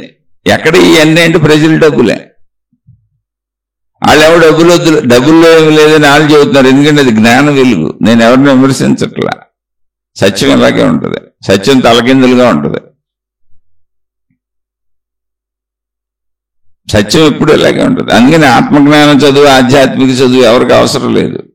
ఇప్పుడు సాయిబాబా దగ్గర కూర్చున్న బ్యాచ్ అంతా కూడా అది కూడా డబ్బులకే. అందుకే ఇప్పుడు వెళ్ళే బ్యాచ్లు కూడా అయ్యే మహిమలు, మాయలు, అద్భుతాలే. మొత్తం పుస్తకాలన్నీ ఏముంటాయి చూడండి సాయిబాబా మీద. లక్షల గ్రంథాలు రాశారు అన్ని భాషల్లో. మహిమలు, మాయలు, అద్భుతాలు. ఇప్పుడు కూడా ఆయన కనబడుతున్నాడు అంటే వాళ్ళకి. మాట్లాడుతున్నాడంటే చెబుతున్నాడండి. కానీ ఆయన ఉన్నప్పుడు ఆయన ఏం చెప్పాడు? నేను డబ్బులు వదిలేశాను కదరా, మీరు డబ్బులు ఎందుకు పట్టుకు తిరుగుతున్నారని నేను గొప్ప పక్కల కొడతలా. నేను కీర్తి ప్రతిష్టల జోలికి వెళ్ళలేదు కదరా, భిక్షగాళ్ళ బతికాను కదరా, నేను ఉన్న చోటనే కూర్చున్నాను కదరా. మీరెందుకు దేశాలంతా తిరిగి నన్ను బంగారాలతో ముంచేసి, నన్ను వెండిలతో ముంచేసి, నన్ను వజ్రవైడూర్యాలతో ముంచేసి ఒక భిక్షగాడిని మహారాజుని, రాజాదిరాజుని చేసేసి పెద్ద పెద్ద కేకలు, అరుగులు ఎందుకు పెడుతున్నారని ఆయన తిడతల్లా, కొడతల్లా. ఎందుకనంటే మనిషికి అవి కావాలిగా. మనిషికి రాజులాగా బతకాలి, సర్వం కావాలి. అలా రమణ మహర్షి అని అంతే. నాయన నిన్ను నువ్వు తెలుసుకోమని నేను చెప్పడానికి వస్తే నన్ను అందరికీ తెలియజేస్తానని దేశాలు పట్టుకు తిరుగుతున్నావు ఏంటని ఆయన అంటలా. పైగా ఆయన సంతోషిస్తున్నట్టు పుస్తకాలు రాస్తారు. రమణ మహర్షి నిన్ను నువ్వు తెలుసుకో అని చెప్పాడు దగ్గరికి వచ్చిన వాళ్ళకి. ఆయన ఉన్నాడు. ఆయన ఏం చేయలే అసలు. నెలకొని కూర్చున్నారు, భిక్షాటన ఎంత పెడితే తిన్నారు. ఇప్పుడు ఆయన పేరుని ప్రచారం చేస్తూ ప్రపంచవ్యాప్తంగా తిరుగుతున్నారు దేశ దేశాల్లో. అదేంట్రా నిన్ను నువ్వు తెలుసుకోమని నేను చెబితే నిన్ను నువ్వు తెలుసుకోకుండా నేను చెప్పిన దాన్ని నువ్వు పుస్తకాలు రాసుకొని, నువ్వు అమ్ముకొని, నీ కీర్తి ప్రతిష్టలు పెంచుకొని, నువ్వు డబ్బు సంపాదించుకొని, నీకు శిష్యుల్ని తయారు చేసుకొని, నువ్వు ఒక పెద్ద గురువు మహాత్ముడు అయిపోయి, నువ్వు అభినవ రమణ మహర్షి, అభినవ షిరిడి సాయిబాబా అవతారమే మీరు, లేదా రమణ మహర్షి అవతారమే మీరు, ఇంకో లేకపోతే ఇంకే మతంలో ఉంటే ఆ మతంలో అవతార పురుషుడు మీరని మీరు పేర్లు పెట్టుకున్నారు ఏంట్రా అని ఆ దేవుళ్ళని కొడతల్లా. ఆ పైగా వాళ్ళతో చెబుతున్నారంట, మీరు మంచి పనులే చేస్తున్నారు, మీరు మంచి పనులు చేస్తూ ఉండండి, ఇలా మహిమలు మాయలు ప్రకటిస్తూ పుస్తకాలు రాసి ప్రజలందరికీ చెబుతూ ఉండండి, ఈ మంచి వార్తలు, ఈ సువార్తలు ప్రకటనలు చేస్తూ ఉండండి, ఈ సద్బోధలు చేస్తూ ఉండండి. ఏంటంటే మహిమలు మాయలు అద్భుతాలు మేము సజీవంగానే ఉన్నాము, ఉన్న శరీరం వదిలేము, మీకు కనపడుతున్నామని మీరు చెబుతూ ఉండండి. మీరు వాళ్ళన్నీ అడుగుతూ ఉంటే మేము మీకు సమాధానాలు చెబుతూ ఉంటాం. మీరు వెళ్ళి వాళ్ళకి మళ్ళీ వాళ్ళ సమాధానాలు తీర్చండి, వాళ్ళ కష్టాలు తీర్చండి, వాళ్ళ బాధలు తీర్చండి, మా తరపు ప్రతినిధులుగా మీరు తిరగండి అని వాళ్ళు పాపం మురిసిపోతున్నారు. ఎవరు? ఆత్మజ్ఞాన సూర్యుళ్ళు. ఈ ప్రచారకులను చూసి మురిసిపోతున్నారు అన్ని మతాల్లో.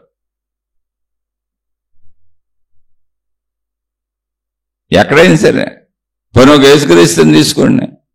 నిన్ను నువ్వు ప్రేమించుకునే రీతిగా నీ పొరుగు వాణిని ప్రేమించుమన్నాడు నేను. కాదు మేము ప్రేమించటం, ఈ గొడవ ఇదంతా తర్వాత నీ గురించి చెబుతాం ప్రపంచానికి బయలుదేరారంటే. ఇది ఎవరిని విమర్శించట్లా నేను. ఎక్కడైనా ఇదే సూత్రం. యేసుక్రీస్తు దగ్గర ఉపన్యాసాలు చెప్పి డబ్బులు తీసుకున్నాడా? ఎక్కడన్నా ఉందా? డబ్బులు తీసుకున్నాడు ఆయన ఎక్కడన్నా? ఎవరైనా అసలు ఏ మహాత్ముడైనా ఎవరి దగ్గరైనా డబ్బులు తీసుకున్నాడా? ఆ మహాత్ముడి పేరు చెప్పి ఆ ప్రార్థనాలయాలు కడతామని దాన్ని ఒక మతం చేసి, ఒక మార్గం చేసి, ఒక విధానం చేసి, నిత్యం డబ్బుతో సంబంధం. డబ్బు ఎంత విలువైందో, బంగారం ఎంత విలువైందో, వజ్రవైడూర్యాలు ఎంత విలువైనయో ఏనాడు కనీసం డబ్బు కూడా ముట్టుకోనటువంటి, ఒకవేళ ముట్టుకుంటే దాన్ని విసిరి పారేసినటువంటి, అవతల పారేసి డబ్బుకు విలువ లేదు, మట్టి అంతా డబ్బు అంతే మాకని చెప్పినటువంటి మహాత్ముల్ని వజ్ర వైడూర్యాలతో, బంగారాలతో తాపడాలు చేసేసి, డబ్బుతో ముంచేసి, వాళ్ళ దర్శనాలకి టికెట్లు పెట్టేసి, ప్రజల ద్వారా డబ్బు విపరీతంగా వసూళ్లు చేసి మొత్తం డబ్బుమయం, అంటే వాళ్ళని భౌతికంలోకి లాగేశారు. అయితే వాళ్ళు లేరు కాబట్టి వీళ్ళు ఎంత లాగినా వచ్చిన ప్రాబ్లం ఏం లేదనుకోండి, ఎవరి కర్మాళ్ళు అనిపిస్తారు. ఇప్పుడు వాళ్ళని లాగేశామని వీళ్ళు అనుకొని ఏదో బతికినంతకాలం మీ ఆయువేం పెరగదు. ఇప్పుడు ఎంతమంది బయలుదేరి ఎంతమంది ప్రచారకులు ఏం చేసినా ఎవరికి ఆయువు పెరగదు, మీ శారీరక కష్టాలు పోవో, మీ వృద్ధాప్యాలు ఆగవో, మీ మనసు తృప్తి కలగదు, మీకు ఆత్మశాంతి ఉండదు. ఊరికనే జనాన్ని మభ్యపెట్టి మీ చుట్టూ తీసుకొని తిరిగినంత మాత్రాన ప్రకృతి నియమాలకు ఎక్కడ విరుద్ధంగా మీకు ఏమేలు జరగదు. మీకే కాదు, మిమ్మల్ని అనుసరించిన వాళ్ళకి జరగదు. కాకపోతే మేము ఆ మోహంలో, ఆ భావంలో, ఆ మత్తులో మేము అలా జీవిస్తాం, మాకు అలా జీవించటం ఇష్టం అనుకున్న వాళ్ళందరూ అలా నమ్మొచ్చు. అలా మత్తు ఎక్కించే బ్యాచ్లు కొన్ని ఉంటాయి. ఇప్పుడు మత్తు మందులు కూడా అమ్ముతున్నారు చూడండి, డ్రగ్స్ అమ్ముతున్నారు. అలా వాళ్ళకి తెలుసు ఇది మత్తు అని. కానీ ఈ మత్తు ఎక్కించకపోతే వీళ్ళందరూ మనల్ని అనుసరించరు, మనకు డబ్బులు ఎవరు, మన గురువుని చేయరు, మన మహాత్ముని చేయరు, మన దేవుణ్ణి ప్రతినిధులు చేయరు, మన మాయలు మహిమలు వినరు. మనం చెప్పేయన్ని ఆ పుస్తకాలు అమ్ముకొని, ఆ వస్తువులు అమ్ముకొని, మన ప్రొడక్ట్స్ అమ్ముకొని మనం విపరీతమైనటువంటి లగ్జరియస్ గా బతకాలి అంటే కొంచెం ఈ ముసుగు వేసుకోవాలి, వీళ్ళందరినీ నమ్మించాలి అని. ఆ మత్తులో మన ఉంచేవాళ్ళు ఉన్నారు. చక్కగా మత్తులో ఉండాలనుకున్న వాళ్ళు ఉండండి, ఉంచేవాళ్ళు చక్కగా ఉంటారు. ఇప్పుడు ఎవరికి ఏది కావాలంటే అది ఉంది కదా ప్రపంచంలో. ఆత్మజ్ఞానం అయితే అవసరం లేదు ఇక్కడ. అందుకని చెబుతున్నా, ఎన్ని చెప్పినా ఏమండి దేవుళ్ళని అనుసరిస్తున్నారుగా, మతాలను అనుసరిస్తున్నారు. కానీ ముందే చెప్పాను, పుణ్యము, పుణ్యక్షేత్రాలు తిరిగితే, తీర్థయాత్రలకు వెళ్తే ఏదో పుణ్యం వస్తుందని చెప్పారు. అందుకని పుణ్యక్షేత్రాలు నిర్మించుకుంటాం, మనం తయారు చేసుకుంటాం పుణ్యక్షేత్రాలు. అక్కడికి వెళ్తే పుణ్యం వస్తుందని చెప్పారు ఎవరు? మనబోటోళ్ళే. ఎందుకని అక్కడికి వెళ్తే వాటి మీద ఆధారపడి మా ప్రజలందరూ నడుస్తూ ఉంటే వాళ్ళకి ధనం వస్తుంది, సంపద వస్తుంది, ఏదో వస్తుంది. అయితే నిజమైనటువంటి మహాత్ములు నిజం కూడా చెప్పారు. నిజం చెప్పేవాళ్ళు ఉండబట్టి ఎప్పటికీ మన ఇది సాగుతూనే ఉంది. జ్ఞాన వెలుగుని ఎవరు ఆపలేరు, జ్ఞాన సూర్యుడిని ఎవరు అంతం చేయలేరు. కానీ దాన్ని, ఆ జ్ఞాన వెలుగుని, ఆ జ్ఞాన సూర్యుడిని నీకు ఇష్టం వచ్చినట్టు వాడుకుంటున్నానన్న భ్రమలో, మభ్యతలో బతుకుతున్నావు అని చెబుతున్నా. వాడుకోలేవు. ఎందుకంటే ఆయన జ్ఞానం ఆయన జ్ఞానపరంగానే ఉంటుంది. నువ్వు దాన్ని ఎన్ని రకాలుగా మభ్య పెడదాం అనుకున్నా ఆయన్ని మభ్య పెట్టలేవు. నువ్వు మభ్య పెడతావు, ఇతరులను మభ్య పెడతావు, నీ అజ్ఞానంలో నువ్వు కొట్టుకుంటావు. అందుకే ఆత్మజ్ఞానం అవసరత నీకు కనపడదు. కానీ దాన్ని వాడుకోకపోతే బతుకు సాగదు. ఆ దైవీ వెలుగును వాడుకోకపోతే బతుకు సాగదు. అందుకని అందరికీ అందరిళ్లలో దేవుడు ఉంటాడు. అందరిళ్లలో ఆ దేవుడికి సంబంధించి, ఆ మతానికి సంబంధించిన దాన్ని ప్రచారం చేసే ప్రచారకులు, గురువులుగా ఉంటారు. అది సాగుతూనే ఉంటుంది. ఎందుకంటే వీళ్ళందరికీ, ఇళ్ళకి ముందు కావాలి ఏంటి? ఆ జ్ఞాన వెలుగు, ఆ దైవ వెలుగు. నాకు అవసరమైన చీకటినే అవసరమైన చోట పోగొడుతుందేమో. నాకు ఇష్టపూర్వకంగా వెలుగుని నేను వాడుకోవచ్చాము, ఆ దివ్యత్వాన్ని, దైవత్వాన్ని, ఆ జ్ఞానాన్ని. అందుకని చిలకలు పలికినట్టు అక్కడే ఉంటాం కాబట్టి కొన్ని పలుకులు వింటూ ఉంటాం, అవి మాట్లాడుతూ ఉంటాం. ఇప్పుడు నా బొడ్డోడు చెప్పే అన్ని చిలక పలుకులే, వాచా వేదాంతమే. నన్ను మించిన ఉదాహరణే లేదు మీకు. అయితే నేను నిజం చెబుతున్నా, నేను మిమ్మల్ని మోసం చేయట్లే. నేను వాచా వేదాంతిని, నాకు అసలు ఎటువంటి అనుభవం కలగలేదు. అనేక మంది మహాత్ములు చెప్పినటువంటి మాటలు విని, వాళ్ళు రాసిన పుస్తకాలు చదువుకొని, వాళ్ళ గురించి అనేక మంది ప్రచారకులు చెప్పే ప్రవచనాలు విని అందులోంచి గ్రహించిన సారాన్ని మీతో పంచుకుంటున్నాను తప్ప నేను అతి సామాన్యుడిని. ఎందుకంటే నా గురించి నాకు తెలుసుగా. మిమ్మల్ని మోసం చేయట్లే. నేను ఆ విషయం మాత్రం చెబుతున్నా, మోసం చేయట్లా. నేను కూడా చిలక పలుకులు పలుకుతున్నానని చెబుతున్నా. ఇలా ప్రపంచం అంతా చిలక పలుకులు వాళ్ళు నా బోటోళ్ళే ఉన్నారు, మీరు కూడా మోసపోకండి. కాదు, మాకు ఆ మొత్తం ఇష్టం అంటే వెళ్ళండి. జ్ఞాన వెలుగుని నాకు ఇష్టం వచ్చినట్టు వాడుకుందాం, నాకు అనుకూలంగా వాడుకుందాం. చెప్పే కదా, అక్కడికి వెళ్తే, ఆ పుణ్యక్షేత్రానికి వెళ్తే నా కూతురు పెళ్ళైపోయింది, నా కొడుకు ఉద్యోగం వచ్చేసింది, నా అనారోగ్యాలు తగ్గిపోయినాయి, నా బాధలు తీరిపోయినాయి, నేను కోరుకున్న డబ్బంతా వచ్చేస్తుంది, నా వ్యాపార లావాదేవీల్లో నాకు వచ్చే ఇబ్బందులన్నీ సెటిల్ అయిపోతున్నాయి. ఇవి కావాలి నాకు నిరంతరం. ఎందుకంటే అవి నిజంగా అవసరాలుగా. ఆత్మజ్ఞానం అవసరం ఎక్కడ ఉంది? ఆత్మజ్ఞానం నేర్చుకోకపోతే చచ్చిపోతా ఉన్నారు అందరూ నేర్చుకునేవాళ్ళు. గాలి పీల్చకపోతే చచ్చిపోతాం కాబట్టి గాలి పీల్చుకుంటూనే ఉంటాం. నీరు తాగకపోతే చచ్చిపోతాం కాబట్టి నీటి వసతులు వనరులు చేసుకుంటూనే ఉంటాం. ఆహారం తినకపోతే చచ్చిపోతాం కాబట్టి ఆహారం భిక్షాటం చేసుకునైనా తింటాం. కానీ ఆత్మజ్ఞానం జ్ఞానం తెలుసుకోకపోతే ఏం అవ్వదుగా. కాబట్టి దాంతో అసలు అవసరమే లేదు. మరి ఎందుకు అక్కడికి వెళ్తున్నారు అన్నది ముందే చెప్పాను. పుణ్యము అంటే దాన్ని నాకు అనుకూలంగా వాడుకోవచ్చు, నాకేదో మేలు జరిగేలా వాడుకోవచ్చు. నిరంతరం ప్రపంచంలో ఏ మతంలో ఏ దేవుడు ఏ మూలకెళ్ళినా చూడండి, నా అనుకూలత కోసం ఆ దేవుడు, అంతే తప్ప ఆ దేవుణ్ణి తెలుసుకోవటం కోసం నేను కాదు. ఆ జ్ఞాన వెలుగును తెలుసుకోవటం కోసం కాదు నా ప్రయత్నం, జ్ఞాన వెలుగును వాడుకోవటం కోసం నా ప్రయత్నం. అందుకని జ్ఞాన వెలుగు నా దగ్గర ఉందని చెప్పాలని చిలక పలుకులు పలకాలి. అయ్యాను ఇప్పుడు నేను పలికే అయ్యాగా చిలక పలుకులే. కానీ నిజంగా జ్ఞాన వెలుగున్న వాళ్ళు అసలు ఏమీ పలకరు. రమణ మహర్షి ఉపన్యాసాలు రోజు కూర్చొని శీర్షికలుగా ఆధ్యాత్మిక చదువు, ఆత్మజ్ఞాన చదువు అని ఏం చెప్పలా, మెలకడు కూర్చున్నారు అంతే. ఎవరో వచ్చిన వాళ్ళు ఆయన్ని చూసి ఆయన కొంతమంది అక్కడే ఉండిపోయారు. సూర్యనాగమ్మ గారు ఆవిడ ఉండిపోయింది అక్కడ ఆయన దగ్గర. ఆవిడ బాల్యంలోనే విధవరాలు అయిపోయింది. బాల్యం అంటే 18-17 ఏళ్ల వయసులో, ఇంకా తక్కువ తెలీదు, 20 ఏళ్ళు లోపు. సరే పాపం ఆమె ఒక్కతే ఇంటికాడ ఉంది. ఆ రోజుల్లో మళ్ళీ రెండో వివాహాలు లేవు. అందుకనే ఆ రమణ మహర్షి దగ్గర వాళ్ళ అన్నగారు అక్కడ ఒక చోట ఏర్పాటు చేసి అక్కడ ఉంచేశారు ఆవిడని. ఉండమ్మ నీకు మనశ్శాంతిగా ఉంటుందని. ఆవిడ చక్కగా రోజు రమణ మహర్షి దగ్గర కూర్చొని ఆయన దినచర్య అంతా పుస్తకాలు రాసింది. వాళ్ళ అన్నయ్యకి ఉత్తరాలు రాసింది అంతే. సూర్యనాగమ్మ లేఖలేని ఉంటాయి, ఒక 1000 పేజీలో 1500 పేజీలో పుస్తకం అది. ఎందుకని ఏమి చేయలేని అక్కడ కూర్చొని రోజు రమణ మహర్షి దినచర్యని రాసిందంటే ఆమె కంటికి కనపడుతుందాన్ని, చెవికి వినపడుతుందాన్ని. వాళ్ళ అన్నయ్యకి రోజుకో ఉత్తరం రాసేదేమి అంతే. ఆ ఉత్తరాలన్నీ పుస్తకాలు అయినాయి. అలాంటి వాటిని ఆధారం చేసుకుని ఆ దగ్గర ఉన్న వాళ్ళు ఎవరో, అప్పుడప్పుడు చూసిన వాళ్ళు ఎవరో, ఇతరులకు చెప్పినవి లేదా డైరీల్లో రాసుకున్నవి, విన్నవి, ఇటువంటివన్నీ తీసుకొని దాని ఆసరాగా కొన్ని వేల లక్షల కోట్ల గ్రంథాలు ఏళ్ల అభిప్రాయాలతో రాశారు మిగిలిన రచయితలందరూ.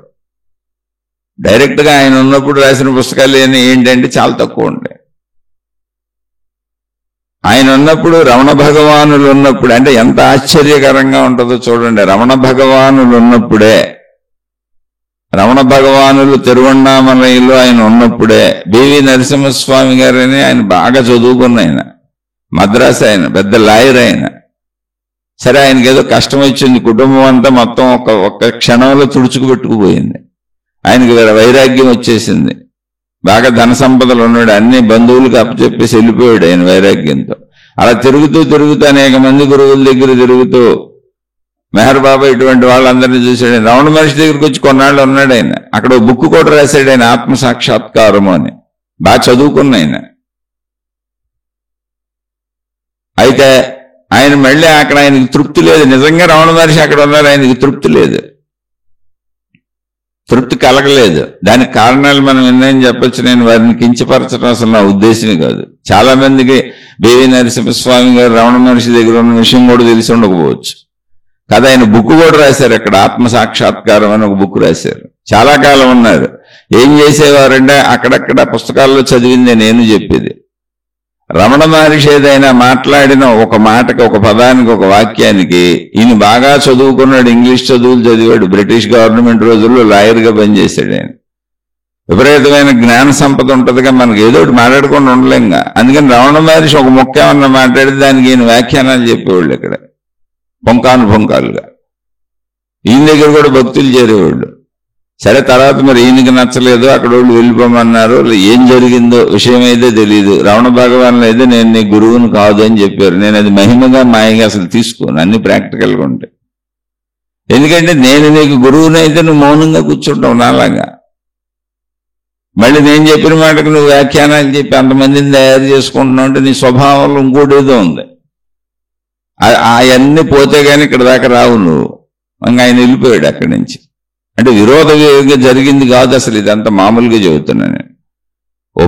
చాలా సంవత్సరాల పాటు కాలాన్ని మీకు సెకండ్స్లో చెప్పి ఎక్కడ నెగిటివిటీ తీసుకోపాకండి, విషయంగా అర్థం చేసుకో.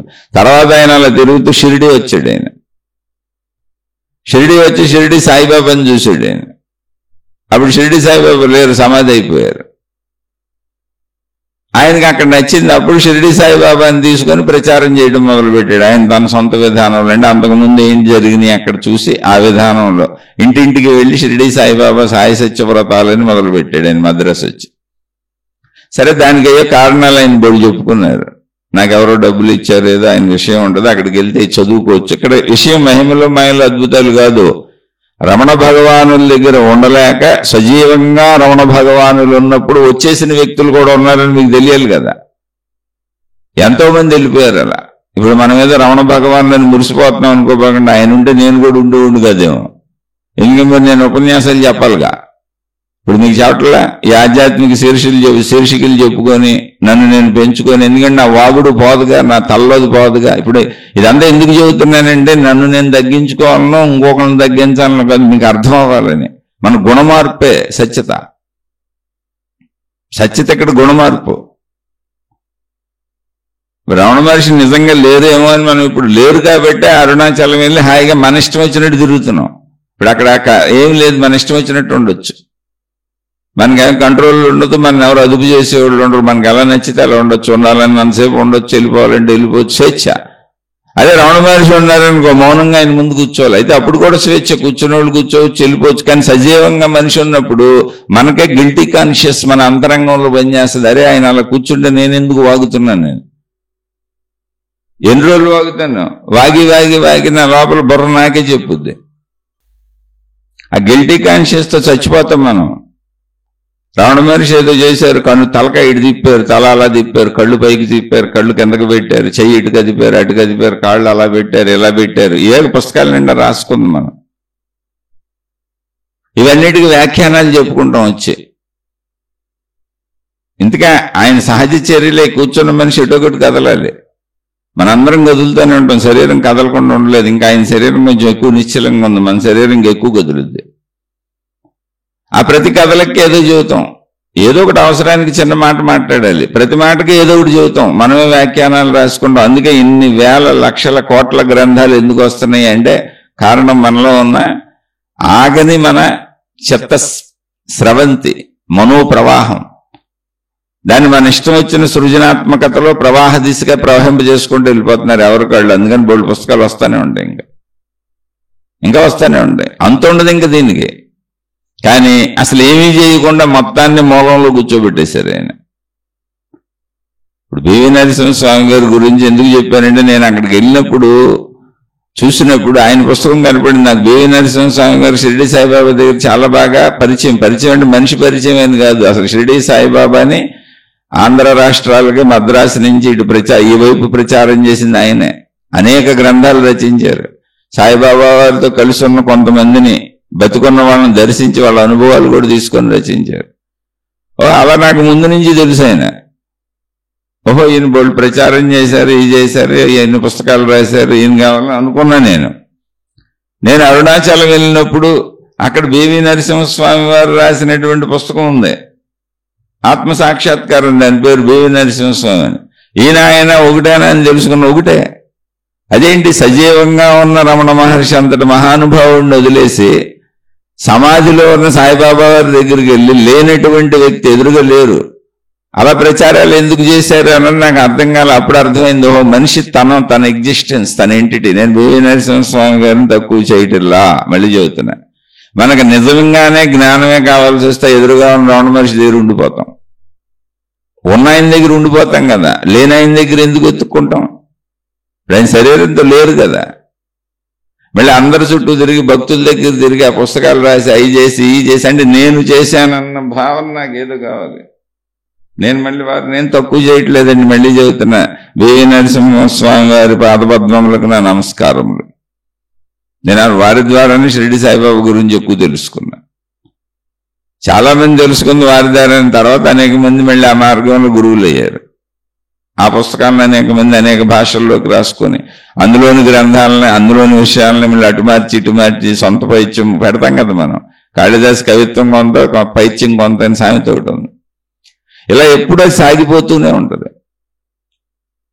అంటే ఏంటి, ఇది ఎందుకు చెప్పానంటే నిజంగా రమణ మహర్షి ఉన్నప్పుడు మనం ఉన్నా కూడా ఇలాగే ఉంటాం. ఎందుకంటే మనకు కావాల్సింది అది కాదు.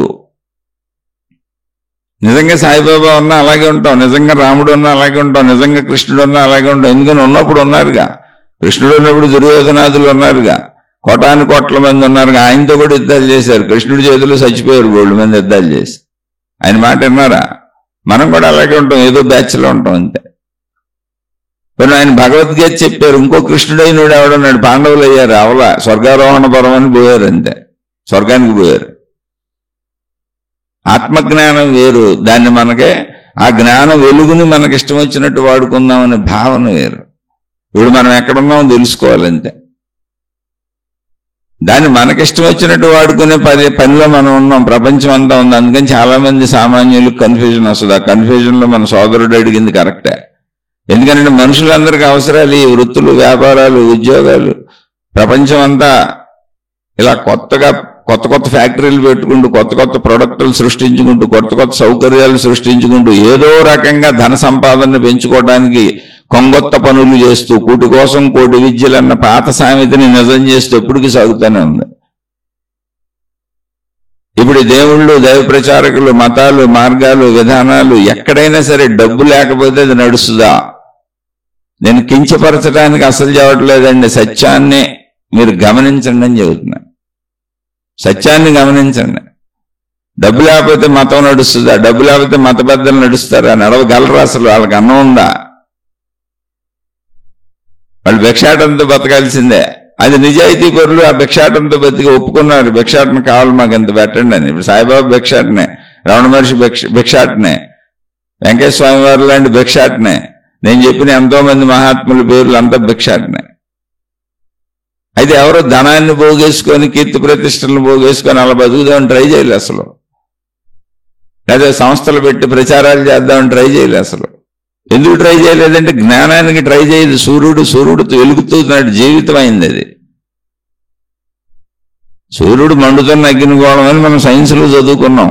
కాదు, సూర్యుడు జీవితం అది.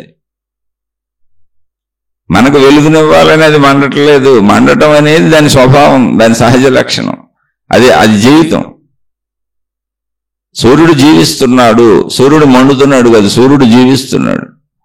సూర్యుడు జీవిస్తుంటే ఎవరికేం జరుగుతుందో మనకు తెలియదు. కొంతమంది వెలుగు వస్తే కొన్ని మాడి మసి అయిపోతున్నాయి, క్రిమికేట్ కాదు. దగ్గరికి వెళ్తే మనం కూడా మాడి మసి అయిపోతాం. అలాగే మహాత్ములు జీవించారు. అలా జీవించడం వచ్చా నీకు? లేదు, నీ జీవితానికి వాడుకోవాలనుకుంటున్నావు జ్ఞానం వెలుగుని. అది ప్రాబ్లం. అక్కడే మతం స్టార్ట్ అయింది. మతం కూడా దేవుణ్ణి వాడుకుంటుంది. ఆ దేవుడి పేరు మీద మతాన్ని ఎందుకు పెట్టుకున్నారంటే మతం దేవుణ్ణి వాడుకుంటుంది. మతం దేవుణ్ణి వాడుకోకూడదు, మతం దేవుళ్ళ జీవించాలి. నువ్వు దేవుళ్ళ జీవించడం నేర్చుకోవాలి, జీవించి చూపించారు. అది ఆత్మజ్ఞానం. కాబట్టి దాని ఆవశ్యకత ఎవరికి లేదు. ఎందుకంటే అన్ని వదిలేయాలి. ఇప్పుడు అన్ని వదిలేసే అంత మనకెక్కడుంది? అసలు వదలగలగటం మనకు తెలియదు. నేను శరీరం అన్ని కావాలి పట్టుకోవటమే నాకు తెలిసింది, వదలగలగటమే తెలియదు నాకు. అసలు తెలిస్తే కదా ఆ సబ్జెక్ట్ నాకు. వాళ్ళకేదో తెలిసింది, వాళ్ళు వెలిగారు. వెలగటం అంటే జీవించారంతే. వాళ్ళు బోధించలేదు, బోధలతో ఎవరిని బాధించలేదు, వాళ్ళు ప్రచారాలు చేయలేదు. మీరు గమనించి చూడండి. జస్ట్ వాళ్ళు జీవించారు. వాళ్ళు జీవించిన దాన్ని పట్టుకొని మనం ప్రచారకులు అయిపోయాం. కొంతమంది ప్రచారకులు అయిపోయారు. మతాలు ప్రచారాలు, మత పెద్దల ప్రచారకులు. అందులో సమూహాలను తయారు చేసుకునే వాళ్ళందరూ, వీళ్ళందరూ సమూహాలుగా వెళ్ళిపోయే వాళ్ళందరూ కూడా వాళ్ళ ఆశతో, కోరికతో. ఎందుకంటే ఆ దేవుణ్ణి అంటు పెట్టుకొని ఆ ప్రచారం మీద చేస్తే లాభం వస్తుందేమో, ఆ వెలుగు మన మీద పడుద్ది కదా. ఆ వెలుగు వలన మనకు కావాల్సినవి దొరుకుతాయేమో. ఎందుకంటే నీకు అసలు వెలుగే తెలీదు, జ్ఞానం నీకు తెలీదు. నీకు తెలిస్తే వదిలేస్తావు కదా, ఆయనలాగా ఉంటావు కదా, జీవిస్తావు. అప్పుడు ఇప్పుడు నువ్వు జీవిస్తున్న జీవితానికి అవసరాలు ఎత్తుకుంటున్నావు. అందుకని అవసరత లేదు, ఆత్మజ్ఞానం అవసరత లేదు. ఆ అవసరత తెలిసిన వాళ్ళకే ఎలా జీవించాల్సిన అవసరత లేదు. ఎలా జీవించరాళ్ళు. అప్పుడున్న సాయిబాబా ఉన్నప్పుడు మనం ఉన్న ఆయన ఎదురుగుండానే కూర్చున్నా ఇలాగే ఉండేవాళ్ళం. రమణ మహర్షి ఉన్నప్పుడు మనం ఉన్న ఆయన ఎదురుగుండా కూర్చున్నా ఇలాగే ఉండేవాళ్ళం. ఎందుకు నేను అనేక సార్లు చెప్పాను, రమణ మహర్షిని అడిగాడు ఒక అతను, నా బొడ్డుడే అడిగాడు వెళ్ళి, అయ్యా మీరు దేశం అంతా తిరిగి ప్రచారం చేయొచ్చు కదా, మీ దగ్గరికి ఎంతమంది వస్తున్నారు, మీ దగ్గర ఎంత జ్ఞానం ఉంది, మీ దగ్గర ఎంత శక్తులు ఉన్నాయి, మహిమలు ఉన్నాయి, మాయలు ఉన్నాయి అన్నీ అడిగాడు. ఆయన చిరునవ్వు నవ్వు ఊరుకున్నారు. ఆయన మెదలకుండా ఆయన ఒక చోట ఉన్నారు అంతే. స్థితప్రజ్ఞత స్థిరంగా ఉంటుంది. స్థితప్రజ్ఞత లేని చోటే అస్థిరత పరిగెడుతూ ఉంటుంది, కదులుతూ ఉంటుంది. అస్థిరతది. అస్థిరతని దైవత్వంగా చూపిద్దాం అనుకుంటూ మోసపూరిత చర్య అంటున్నా. మోసపూరిత చర్యలు నమ్ముతామని వాళ్ళు అంతకంటే ఇంకా వాళ్ళని మోసం చేసుకుంటున్నారు. స్థితప్రజ్ఞత స్థిరంగా ఉంటుంది అది. అందుకే ప్లేస్ కదలాల్సిన అవసరం లేదు. ప్లేస్ కదలాల్సిన అవసరమే లేదు. ఏం అవసరం ఉంది? ఏం చేస్తావు? నీకు అవసరం ఉంది అనుకుంటే నువ్వు తిరుగుతున్నావు. నీకు అవసరం ఉంది, నీ మనసుకు అవసరం ఉంది, నీ శరీరానికి అవసరం ఉంది, నీ బుద్ధికి అవసరం ఉంది, నీ గుణానికి అవసరం ఉంది. నువ్వు తిరగకుండా ఉండలేవు. అన్ని అనుభవాలు కావాలి నీకు. కంటికి దృశ్యాలు కావాలి, వాటి కోసం పరిగెడతావు. చెవికి శబ్దాలు కావాలి, వాటి కోసం పరిగెడతావు. నాలుగు రుచులు కావాలి, వాటి కోసం పరిగెడతావు. చర్మానికి స్పర్శలు కావాలి, వాటి కోసం పరిగెడతావు. కీర్తి ప్రతిష్టలు కావాలి, అహంకార తృప్తి కావాలి. ఏదో ఒకటి అనిపించుకోవాలి. గురువునో, మహాత్మున్నో, దేవుణ్ణో, భక్తున్నో, శిష్యున్నో ఏదో ఒక ట్యాగ్ కావాలి నాకు. వాటి కోసం పరిగెడతా ఉంటా. లేదా భౌతికంలో అయితే పదవుల్లో, హోదాలో, ఆ హోదా పేరుతో పిలిపించుకోవాలి, పదవి పేరుతో పిలిపించుకోవాలి, పెత్తనాలు చేయాలి, కుబేరుణ్ణి అనిపించుకోవాలి, ఏదో ఒకటి అనిపించుకోవాలి, నాకు తగిలించుకోవాలి. అన్నీ కాదు వదిలించుకోవటం జ్ఞానం. నన్ను నేను కూడా వదిలించుకోవటం జ్ఞానం. ఆత్మజ్ఞానం అసలు అవసరం లేకపోతే ప్రమాదం అని కూడా చెబుతున్నాను. ఎందుకంటే మీకు మీరు మెదకలకుండా పోతారు. అసలు అది మొట్టమొదటి మొదలెడితేనే నువ్వు ఈ శరీరం కాదంటది. అది మొట్టమొదటి మొదలు పెడితేనే నువ్వు ఈ శరీరం కాదు, బ్రహ్మసత్యం జగత్ మిథ్య అంటది. బ్రహ్మ అంటే మొత్తం బ్రహ్మము, సర్వవ్యాపక ఆకాశ శక్తి, ఆత్మశక్తి. నాయన శక్తి సత్యం ఇదంతా మిథ్య, ఊరికినే కనబడుతుంది, నువ్వు ఉండవు, పోతావు నువ్వు అని చెప్పుద్ది. నువ్వు కొన్నాళ్ళు నుండి పోతావు, నీటి బుడగ పగిలిపోయినట్టుగా పగిలిపోతావు. అయితే నీటి బుడగ నీకు నీ కాలంలో ఒక సెకండ్లో పగిలిపోయినట్టు కనబడుతుంది ఏర్పడి. నువ్వు 100 ఏళ్ళు అనుకుంటున్నావు అంతే. దోమలు, చేమలు, కుక్కలు, నక్కలు, పిల్లులు, పురుగులు అన్నీ నీలాగానే సేమ్ డిటో. వస్తాయి పోతాయి, వస్తాయి పోతాయి. అందుకని మిథ్యది. శాశ్వతం ఇక్కడ ఏంటి అంటే శక్తి. అదే జ్ఞానం. జ్ఞానం వేరు, శక్తి వేరు కాదు. దాంతో పనే ఉంది అసలు. నీకు ఆ శాశ్వతత్వం నీకెందుకు? ఇప్పుడు ఆ పురుగుల, క్రిమిల, కీటకంలో ఈ శరీరానికి ఏమవసరం అవి చేసుకుందాం. అందుకని ప్రజ్ఞ ఏంటంటే నిజమైన జ్ఞానం ఎవరికి అర్థమైందో వాళ్ళ ప్రజ్ఞ స్థితంగా ఉంటుంది. వాళ్ళని స్థిత ప్రజ్ఞులు అంటారు. అది స్థిరంగా ఉంటుంది. వాళ్ళు ఎక్కడికి కదలరు, కూర్చొని చోటు కూర్చుంటారు. ఎందుకంటే అవసరాలే లేవు కదా. అవసరాలు శరీరానికి కదా, ప్రజ్ఞకి కాదు కదా. ఉనికికి అవసరాలే ఉంటాయి, నా ఎగ్జిస్టెన్స్కి అవసరాలే ఉంటాయి. మీరు ఒకసారి మీ ఉనికిలోకి వెళ్ళిపోండి, మీ భావనలోకి వెళ్ళిపోండి, మీ అన్నింటికీ ఆధారమైన ఉనికిలో కూర్చోండి. ఒకసారి ట్రై చేసి చూడండి. నేను శరీరం కాదు, నేను మనసు కాదు అని ఉన్న భావాన్ని, నేను ఉన్నాను అన్న భావం ఏది ఉంది, ఆ మూలానికి వెళ్తే ఆ మూలానికి ఆకలి తప్పులు అవసరాలు ఏమి ఉండవు. ఎందుకంటే అసలు ఆ మూలం ఎలా ఉంది? ఆకాశంలో ఉంది. శరీరానికి ఉంటాయి ఆకలి తప్పులు. ఒకవేళ శరీరానికి ఉంటే తీర్చుకోలేదు. రావణ తీర్చుకున్నారు. ఎవరిని పెడితే తిన్నారు, లేకపోతే కూర్చున్నారు. రావణ మహర్షి అంటే వివేకానందుడు కూడా అలాగే బతికాడు. పెడితే తిన్నాడు, లేకపోతే ఊరుకున్నాడు అంతే. పెట్టమని అసలు ఎవరిని అడగలేదు. అసలు ఎవరో వివేకానందుడు దాకెందుకు? మా తాతయ్య గారిని చూశాను నేను చివరి దశలో. నాకు ఆయన చిన్నప్పటి నుంచి తెలీదు. తాతయ్య అంటేనే నేను పుట్టినాక ఉన్నాయని కదా ఆయన. నేను చివరిలో ఆయన ఒక 20-30 ఏళ్ళు తెలుసు నాకు ఆయన. ఆ 20-30 ఏళ్ళలో కూడా దగ్గర పరిచయం లేదు, బాగా పరిచయం. నేను కొంచెం పెద్ద అయినాక, ఆయనకి భార్య కూడా చనిపోయినాక ఇంకెవరూ లేరు ఆయనకి. పిల్లలందరూ సెటిల్ అయిపోయారు. అప్పుడు ఆయన వచ్చి మా ఇంట్లో ఉండేవారు. మా తాతయ్య అంటే మా నాన్నగారు. ఒక 8 ఏళ్ళు 10 ఏళ్ళు భార్య లేకుండా గడిపారు ఆయన. ఎవరికి ఆధారత లేదు. పిల్లలు దగ్గర వచ్చి ఉండమన్నారు. ఏమీ లేదు, అలా కూర్చునేవాళ్ళు అంతే. ఆయనకు మంచం ఇచ్చారు, ఆయనకు గది ఇచ్చారు, అక్కడ మంచినీళ్ళు పెట్టేవాళ్ళు. వాళ్ళు ఎప్పుడు అన్నీ ఇచ్చేవాళ్ళు, అన్నీ ఆయనకి సౌకర్యవంతంగానే గడిచినాయి. కానీ ఒక అద్భుతం ఏంటంటే, నేను చూసిన 8 ఏళ్ల 10 ఏళ్లలో ఒక్కరోజు కూడా మంచినీళ్ళు ఇమ్మని కానీ, కాఫీ ఇమ్మని కానీ, భోజనం పెట్టమని కానీ ఒక్కటి కూడా అసలు ఆయన అడగలే ఎవరిని. ఆయన నాకు బాగా క్లోజ్గా ఉండేవాళ్ళం మేము ఇద్దరం. నాకు ఇది కావాలి పెట్టమని అడగలే అసలు ఎవరిని ఆయన. ఎవరినంటే ఆయన ఇంటికాడ బయట నాకు తెలీదు, మా ఇళ్లలో ఉన్నప్పుడు అలా కూర్చొని ఉండేవాడు. నేను అడిగాను చాలాసార్లు, తాతయ్య అడగొచ్చు కదా కాఫీ అమ్మని. ఎందుకంటే ప్రతి మనిషి జీవితంలోనూ కొన్నిసార్లు అన్ని టైంకి సమకూరవు. రోజులలో కొన్ని రోజులు ఇబ్బంది రోజులు వస్తాయి, కొంచెం లేట్ అవుద్ది, అటు ఇటు జరుగుద్ది. మిగిలిన వాళ్ళ పరిస్థితులు ఆయన ఆధారపడి కదా పెట్టేది. మరి ఆయన వృద్ధుడు, అప్పటికే 75-80 ఏళ్ళ వృద్ధుడు.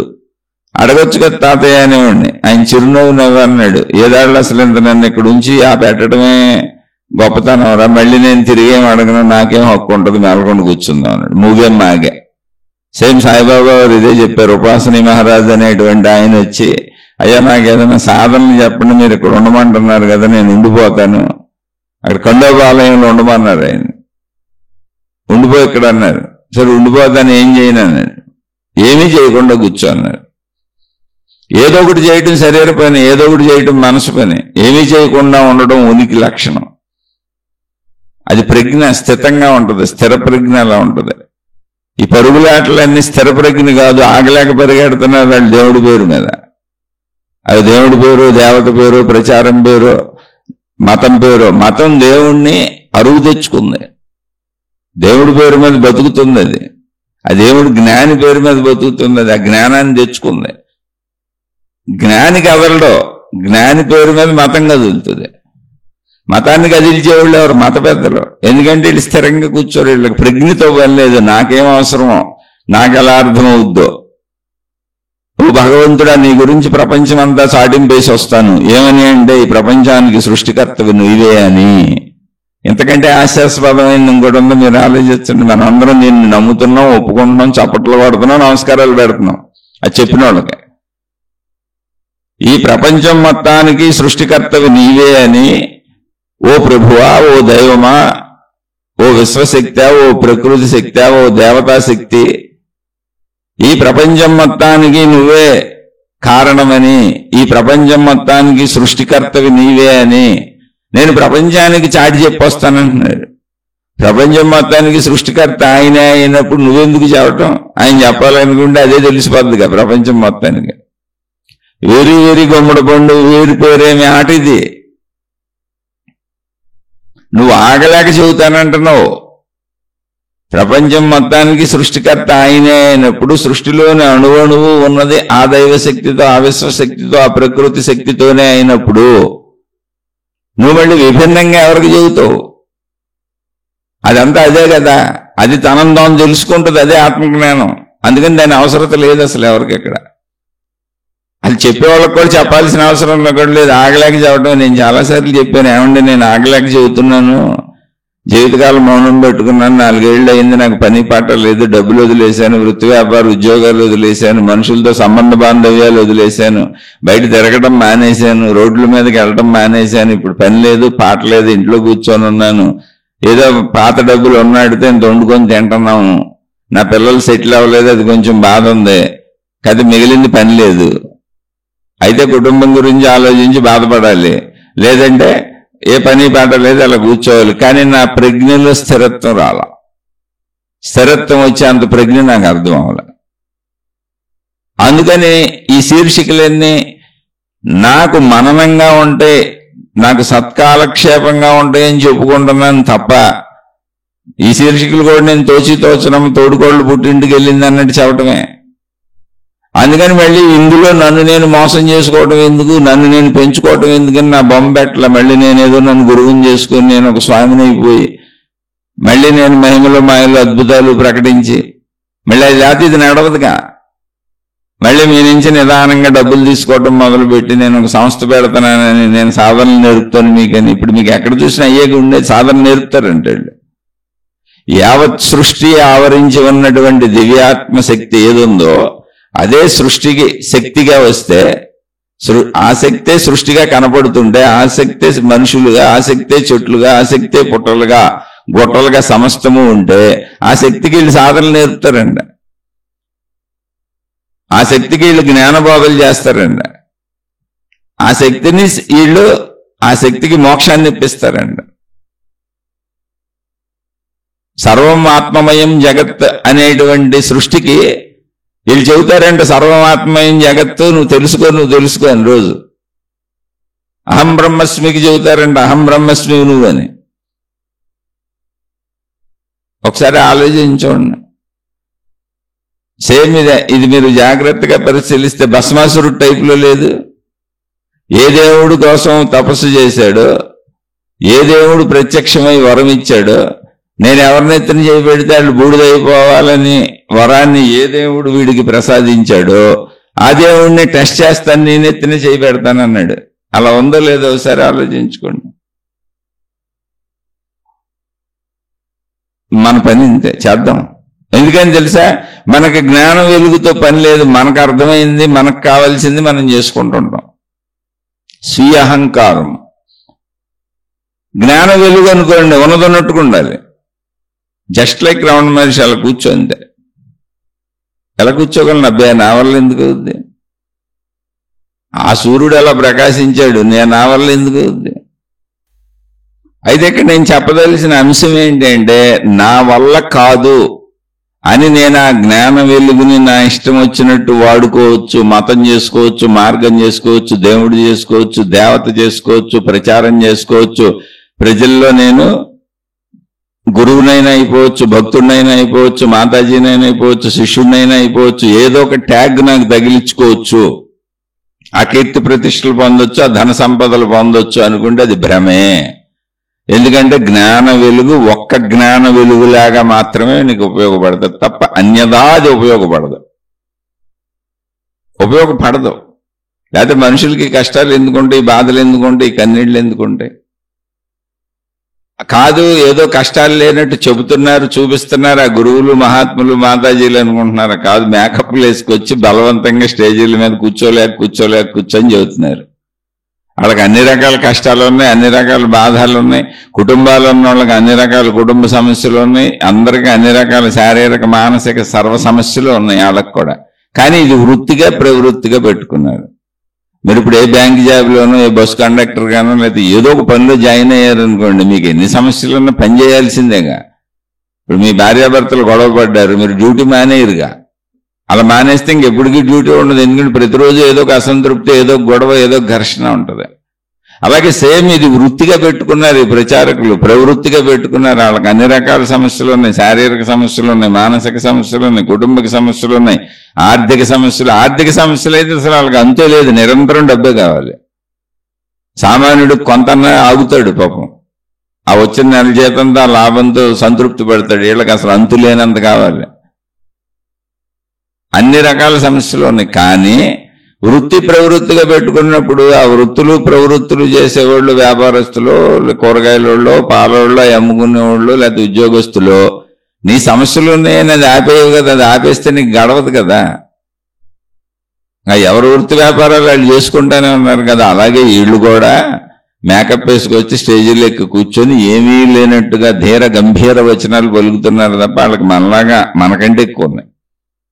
ఈ విషయం మీరు ఎప్పటికీ తెలుసుకోలేరు. ఎందుకు తెలుసుకోలేరంటే జ్ఞాన వెలుగు మనకు అక్కర్లేదుగా. మనకు కావాల్సింది లాభంగా, నాకు అవసరమైన లాభం, నాకు అనుకూలత లాభం. అందుకని ఎవరి దృష్టి ఎక్కడ ఉందో వాళ్ళకి ఎప్పుడు అదే కనపడుద్ది. యద్భావం తద్భవతి. అందుకని ఆత్మజ్ఞానంతో నిజంగా అయితే అవసరం లేదు ఎవరికి. అవసరమైన వాటి కోసం అందరూ పరుగులు తీస్తున్నారు. ఇప్పుడు మతాలు తమకు అవసరమైన వాటి కోసం పరుగులు తీస్తున్నాయి. మత ప్రచారకులు వాటికి అవసరమైన వాటి కోసం ప్రచారం చేస్తున్నారు. నిజంగా వాళ్ళకి అవసరమైంది ఆ మతపు దేవుడు బోధ అయితే అక్కడే కూర్చుంటారు వాళ్ళు. ప్రచారం కానీ రోడ్లు అమ్మటం ఎందుకు తిరుగుతారు? ఎవరు తిరగరు. మీకు చిన్న పాయింట్ లాజిక్ అంతే. కానీ ఇదేదో మేము దైవసేవ చేస్తున్నామని ప్రజల్ని నమ్మించి మభ్యపెట్టే ప్రయత్నంగా వచ్చారు. ప్రజలు కూడా దాన్ని వింటున్నారు. ఎందుకంటే వీళ్ళకి కావాల్సింది కూడా అదేగా. సేమ్ వీళ్ళు కూడా అటు అయిపోయాక. కానీ సత్యత ఎరిగినటువంటి మహాత్ముడు కదిలాడా? స్థిత ప్రజ్ఞ అండి. అది స్థిత ప్రజ్ఞత. నా ప్రజ్ఞ స్థిరపడినప్పుడు నేను కదలను, ఉండిపోతాను. ఎందుకని నాకు అది ప్రజ్ఞ స్థిరపడటం అంటే ఏంటో తెలుసు. నాకు అర్థం అవ్వాల్సింది అర్థమైంది. జ్ఞాన వెలుగు నాలో ప్రవేశించింది, నాలో ప్రకాశించింది. నా నుంచి చక్కగా అది బయటకు వెళ్తుందో లేదో నాకు అనవసరం. ఇప్పుడు సూర్యుడి నుంచి బయటకు ఎంతమందికి సూర్య వెలుగు ఉపయోగపడుతుందో సూర్యుడికి తెలియదు అసలు. సూర్యుడు నేను జీవిస్తున్నాను అంతే. నాలో జ్ఞాన ప్రకాశం వచ్చినప్పుడు నాలో స్థిత ప్రజ్ఞత స్థిరత వస్తుంది. అప్పటి వరకు నేను పరుగులు పెడతానే ఉంటాను, పరుగులు పెట్టిస్తూనే ఉంటాను. ఈ పరుగులే సత్యము, మిగిలిన వాళ్ళు అసత్యమని ప్రపంచానికి చెబుతూ ఉంటాను. అందుకని ఆధ్యాత్మికత ఎప్పుడు కన్ఫ్యూజనే, ఎప్పుడు కన్ఫ్యూజన్. ఎందుకంటే వాళ్ళు సృష్టిస్తారు. మనుషులందరూ ఎప్పటికప్పుడు తమ అవసరాలు సత్యము, తాము చేస్తున్నది సత్యము. ఎందుకని వాళ్ళు చేసేది వాళ్ళ అవసరాల కోసం. వాళ్ళ మనోస్థితిలో ఏముందో అదే చేస్తుంటారు. నా మనోస్థితిలో ఉన్నది సత్యం కాదు. నేను పట్టుకున్న కుందేళ్ళకి 3 కాళ్ళు ఉంటే కుందేళ్ళ జాతికి అన్నిటికీ 3 కాళ్ళు ఉంటాయి, సత్యం కాదు. నాకు కాలు ఇరిగిపోయిన కుందేలు దొరికింది అంతే. దాని సత్యాన్ని తెలుసుకోవాలి వెళ్ళి, అసలు కుందేళ్ళని పరిశీలించాలి. 1, 100, 1000, 1,00,000 కుందేళ్ళని చూడెళ్ళి 3 ఉన్నాయా 4 ఉన్నాయా అని కాదు. మూర్ఖత్వము మూఢులు ఎలా ఉంటారంటే, తనకు ఒక మొదటి కుందేలు కనపడింది, దానికి 3 కాళ్లే ఉన్నాయి కాబట్టి కుందేలు జాతికి 3 కాళ్లే ఉంటాయని ప్రచారం చేసుకుంటూ వెళ్ళిపోతారు. ఇదే మనోభావన. నా మనోభావనకు తగ్గట్టు ఆ దేవుణ్ణి మలిచేసి, ఆ దేవుణ్ణి నాకు నచ్చినట్టు నా ఇష్టాపూర్తిగా తయారు చేసేసి, సిద్ధాంతాలు రాద్ధాంతాలు పెట్టేసి, విధానాలు పెట్టేసి, పద్ధతులు పెట్టేసి, అసలు ఆ దేవుడే చేయని పనులన్నీ నేను చేస్తుంటాను ఆ దేవుడి పేరు మీద. ఎందుకంటే ఆ జ్ఞాన వెలుగు లేకపోతే నాది నడవదు. పెట్రోల్ లేకపోతే వాహనం నడవనట్టుగా. అందుకని ఆధార దేవుడు కావాలి, జ్ఞాన వెలుగు కావాలి. అజ్ఞానం బతికుండేది ఆ జ్ఞాన వెలుగుతోనే, అజ్ఞానంతోనే. అందుకని ఆత్మజ్ఞాన ఆవశ్యకత లేదు. కానీ మీరు దాన్ని ఎంతవరకు మరి మీరు కావాలనుకుంటారు, వద్దనుకుంటారు అనే దాంట్లో ఆవశ్యకత అయితే లేదు. ఎందుకంటే ఆవశ్యకత అంటే ఇప్పుడు మనం శరీరపరంగా అవి లేదు చచ్చిపోతాం. ఆత్మజ్ఞానం లేదు చచ్చిపోయాడు ఎవడన్నాడు, ఎవడో లేడు, అందరూ హాయిగా బతుకుతున్నారు. ఆత్మజ్ఞాన ఆవశ్యకత అయితే లేదు. అది ఎవరిష్టం అన్నది. మళ్ళీ మళ్ళీ రిపీట్ చేస్తున్నా, మళ్ళీ లేకపోయినా ఇంతమంది దేవుళ్ళు, దేవతలు, ప్రపంచవ్యాప్తంగా మతాలు, మార్గాలు, విధానాలు, పద్ధతులు, సాధనలు, ఇవన్నీ ఏంటండి అంటే చెబుతున్న పుణ్యము, నాకేదో లాభం వస్తుంది. ఇది మానవ జాతి ఎప్పుడూ తన అవసరం కోసమే బతుకుద్దు కనుక, స్వార్థంలోంచి మానవుడి ప్రయత్నం సాగుద్దు కనుక, అక్కడ కూడా స్వలాభానికి చేసుకున్న ఏర్పాట్లు అవన్నీ. నాకేదో భగవంతుడు మేలు చేస్తాడు అనే భావనలోంచి పుట్టించుకున్నారు అంతే తప్ప, భగవంతుడు ఎవరో తెలుసుకుందాం అన్నప్పుడు లాభం ఉండదు అక్కడ. అది జ్ఞానం, అందులో కలిసిపోతావు వెళ్ళంతే. అయితే ఇలాంటివి చెప్పలేదా మహాత్ములని చెప్పారు. ఇప్పుడు పాండవులందరూ కృష్ణుడితో కలిసి ఉండేవాళ్ళు, కృష్ణుడిని దేవుడిగానే భావించేవాళ్ళు. కృష్ణ భగవానుడితో బోడు సహాయాలు పొందారు.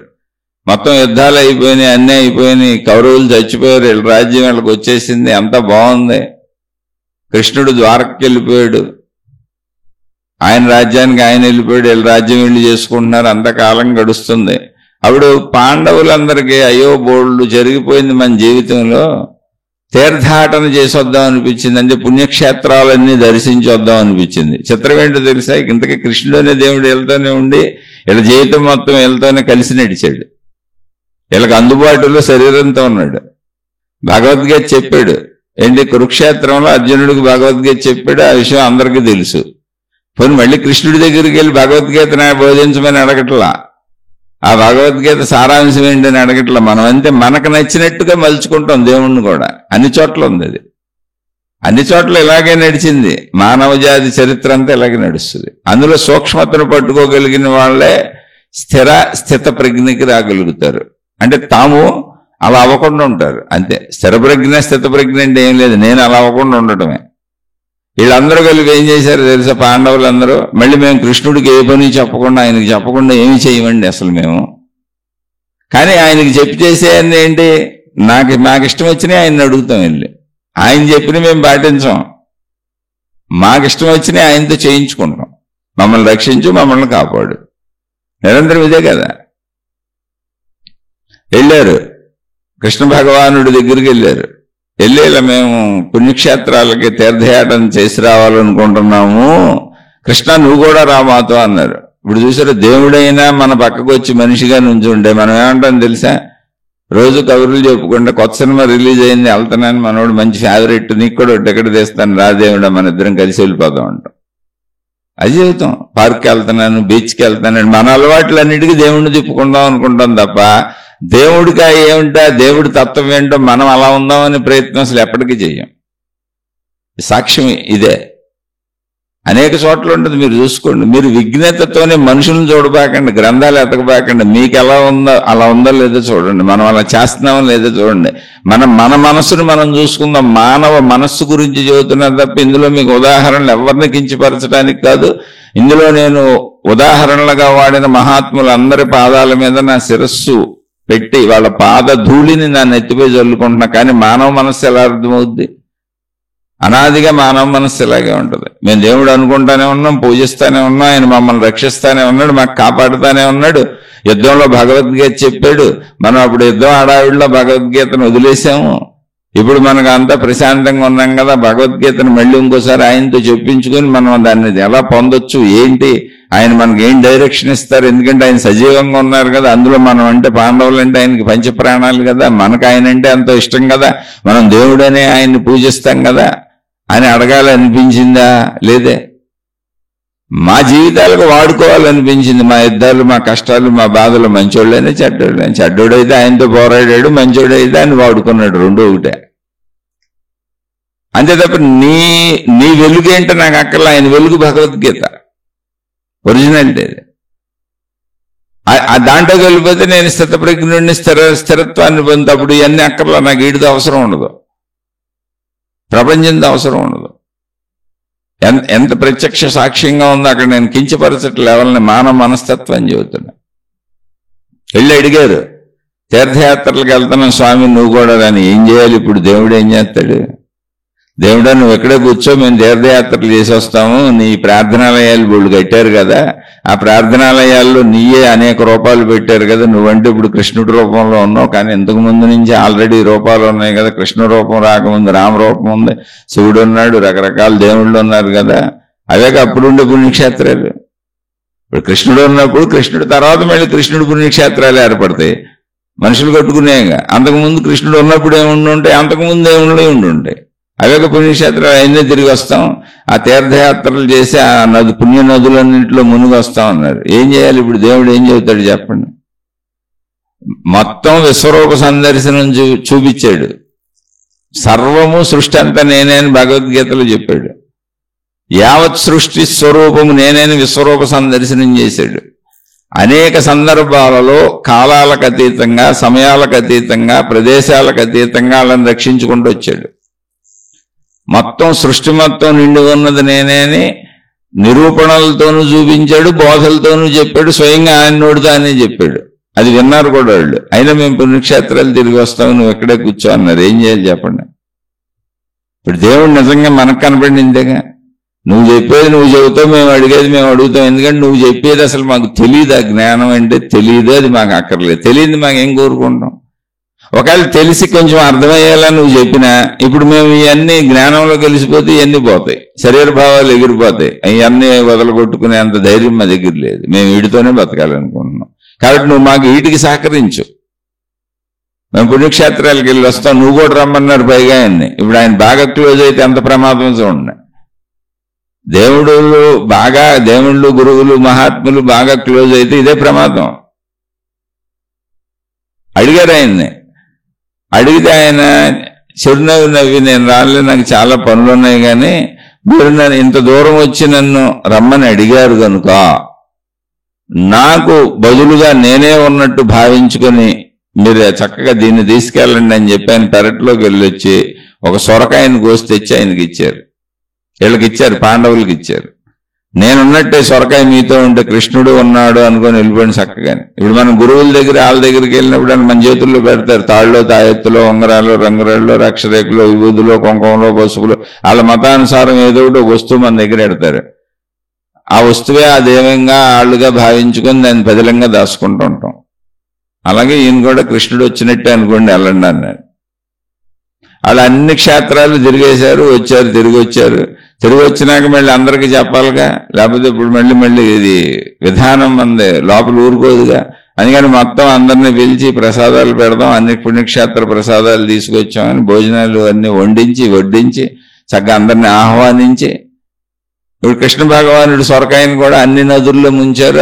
ఆ సొరకాయకి అన్ని దేవుళ్ళ దర్శనాలు చేయించారు. అంటే ఇప్పుడు కృష్ణుడు ఒకవేళ ఎమ్మటి వస్తే ఏం జరిగేది? ఆ దేవుళ్ళ దర్శనాలన్నీ కృష్ణుడికి చేయించి కృష్ణుడిని కూడా అన్ని నదుల్లో ముంచేవాళ్ళు మాతో పాటు మునగమని.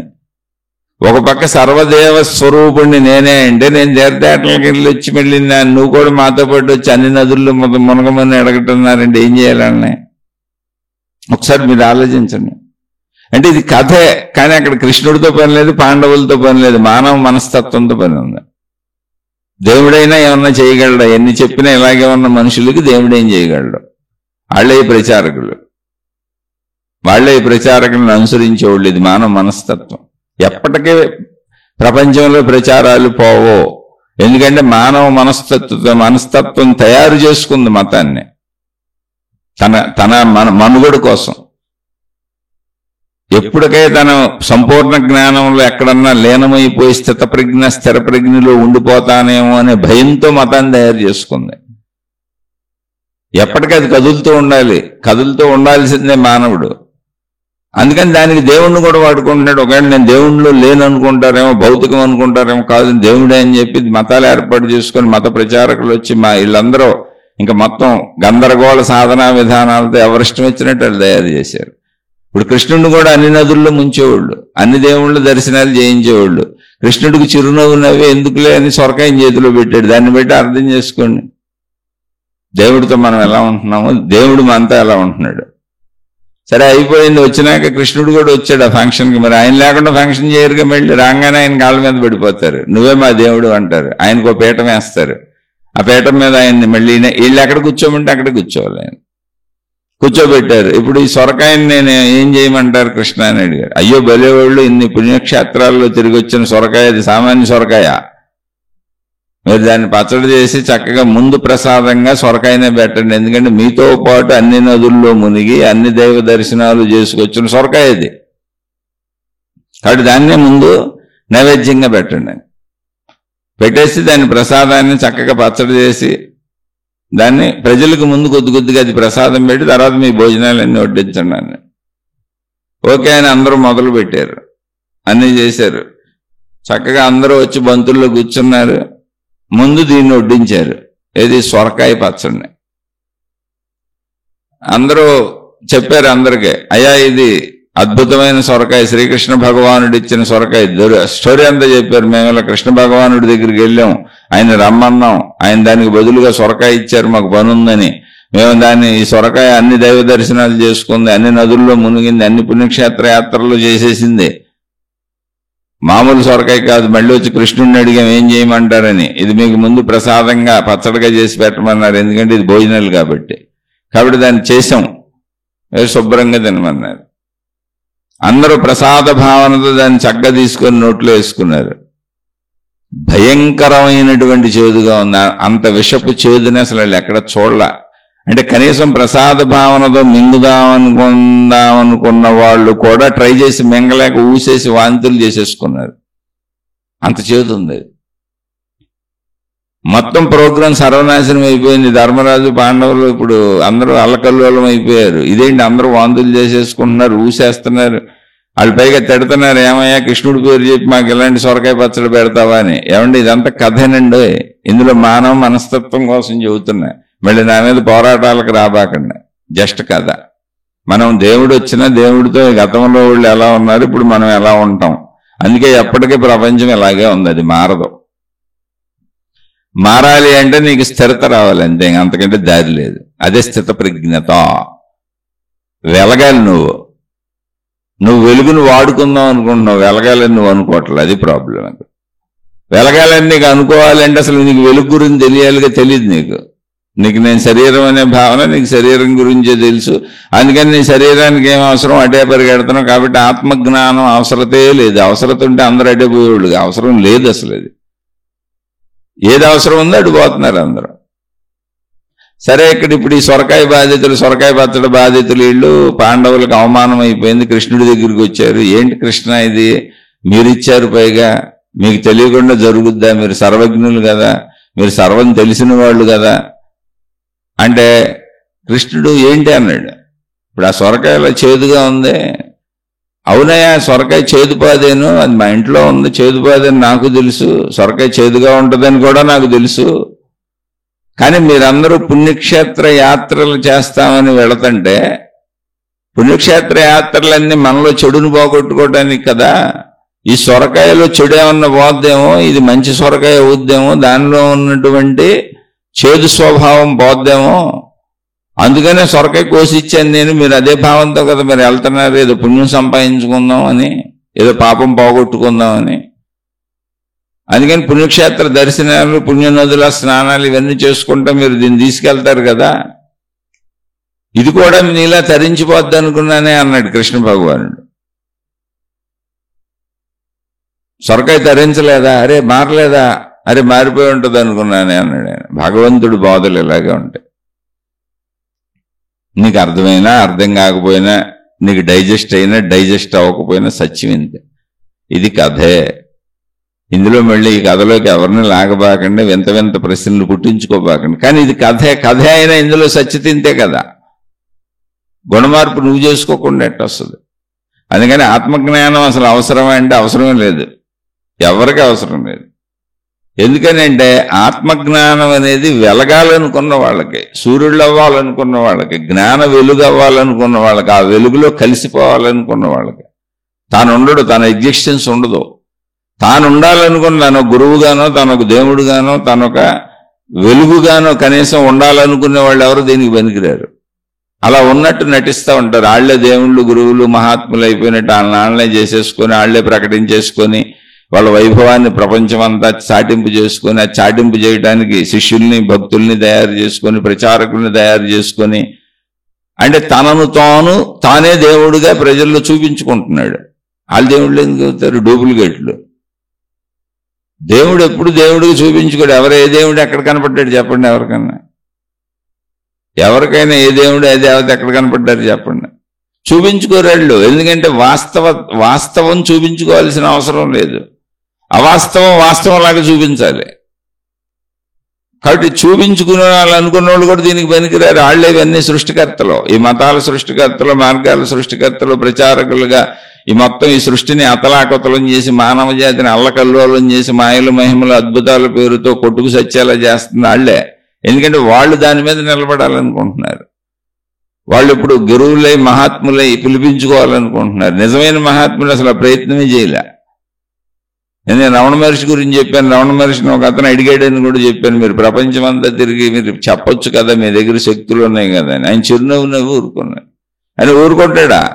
నిజంగా శరీరంతో దేవుడు మన ముందుంటూ ఊరుకోము. కుదిపి అడిగి ఇంట్లో తల్లిదండ్రుల్ని నానా ఇబ్బందులకి గురి చేసినట్టు, స్నేహితుల్ని, జీవిత భాగస్వాముల్ని నానా ఇబ్బందులకి గురి చేసినట్టు దేవుడిని కూడా గురి చేస్తాం. మనం అడిగిన చేసే వరకు ఊరుకో. అందుకే దేవుడు చాలా తెలియగలడు, కనపడకుండా ఉండిపోయాడు. నీ ఇష్టం వచ్చింది నువ్వు వాక్కు, నేనైతే కనపడినాను. నీకే సమాధానం చెప్పను, సమాధానం కూడా నువ్వే చెప్పుకోసావు. నీ ఇష్టం వచ్చినట్టు బతుకాను. నీ కర్మ నువ్వు అనుభవించు, కర్మ ఫలాలు ఉన్నాయి అంతే. ఇక్కడ అలా రమణ భగవాన్ని కుదిపేసి అడుగుతుంటే ఆయన చెప్పారు. ఈడేమన్నాడు తెలుసా? ఆఖరికి ఏ స్టేజ్లో అడిగాడు ఏనండి, ఒక నిమిషం. అంటే మానవ స్వభావము. ఓ పని చేయండి, మీకు తిరగటం ఇష్టం లేకపోతే ఏంటి, అంతట శక్తి ఉంది, మహాత్ముడు దేవుడని ఓ పక్కన అంటున్నాడు. మళ్ళీ మన బుద్ధితోనే ఆలోచిస్తాం. తిరిగి దేశం మొత్తం తిరిగి చెప్పొచ్చు కదా అని. ఒకవేళ మీకు అలా తిరగటం ఇష్టం లేకపోతే, అంటే ఈయనకేది ఇష్టం లేదు, నేను బద్దకి ఇష్టం అన్నట్టు ఆడి ఉద్దేశం. లేదా మీరు ఇక్కడే కూర్చోవాలనుకుంటే, మీ శక్తులు, మహిమలు, జ్ఞానము మొత్తం మీకు ఉన్నాయని నాకు ఇచ్చేయండి అంటే మళ్ళీ ఇచ్చేయచ్చు అనుకుంటున్నాడు. అదే మానవ మనస్తత్వం. ఇచ్చేస్తారు, జ్ఞానం కూడా ఇచ్చేస్తారు, శక్తులు ఇచ్చేస్తారు. ఇస్తామని చెబుతున్నారు. చాలా మంది శక్తిపాతాలు చేస్తామని వాళ్ళు తయారయ్యారు. శక్తులు కూడా ఇస్తామని చెబుతున్నారు. అందుకని ఇస్తామని చెబుతున్న వాళ్ళు ఉన్నంతకాలం నమ్మేవాళ్ళు ఉంటారు. ఎందుకని? కావాలని కోరుకునే వాళ్ళు ఉన్నారు కాబట్టి ఇస్తామనే వాళ్ళు దుకాణాలు ఓపెన్ చేశారు.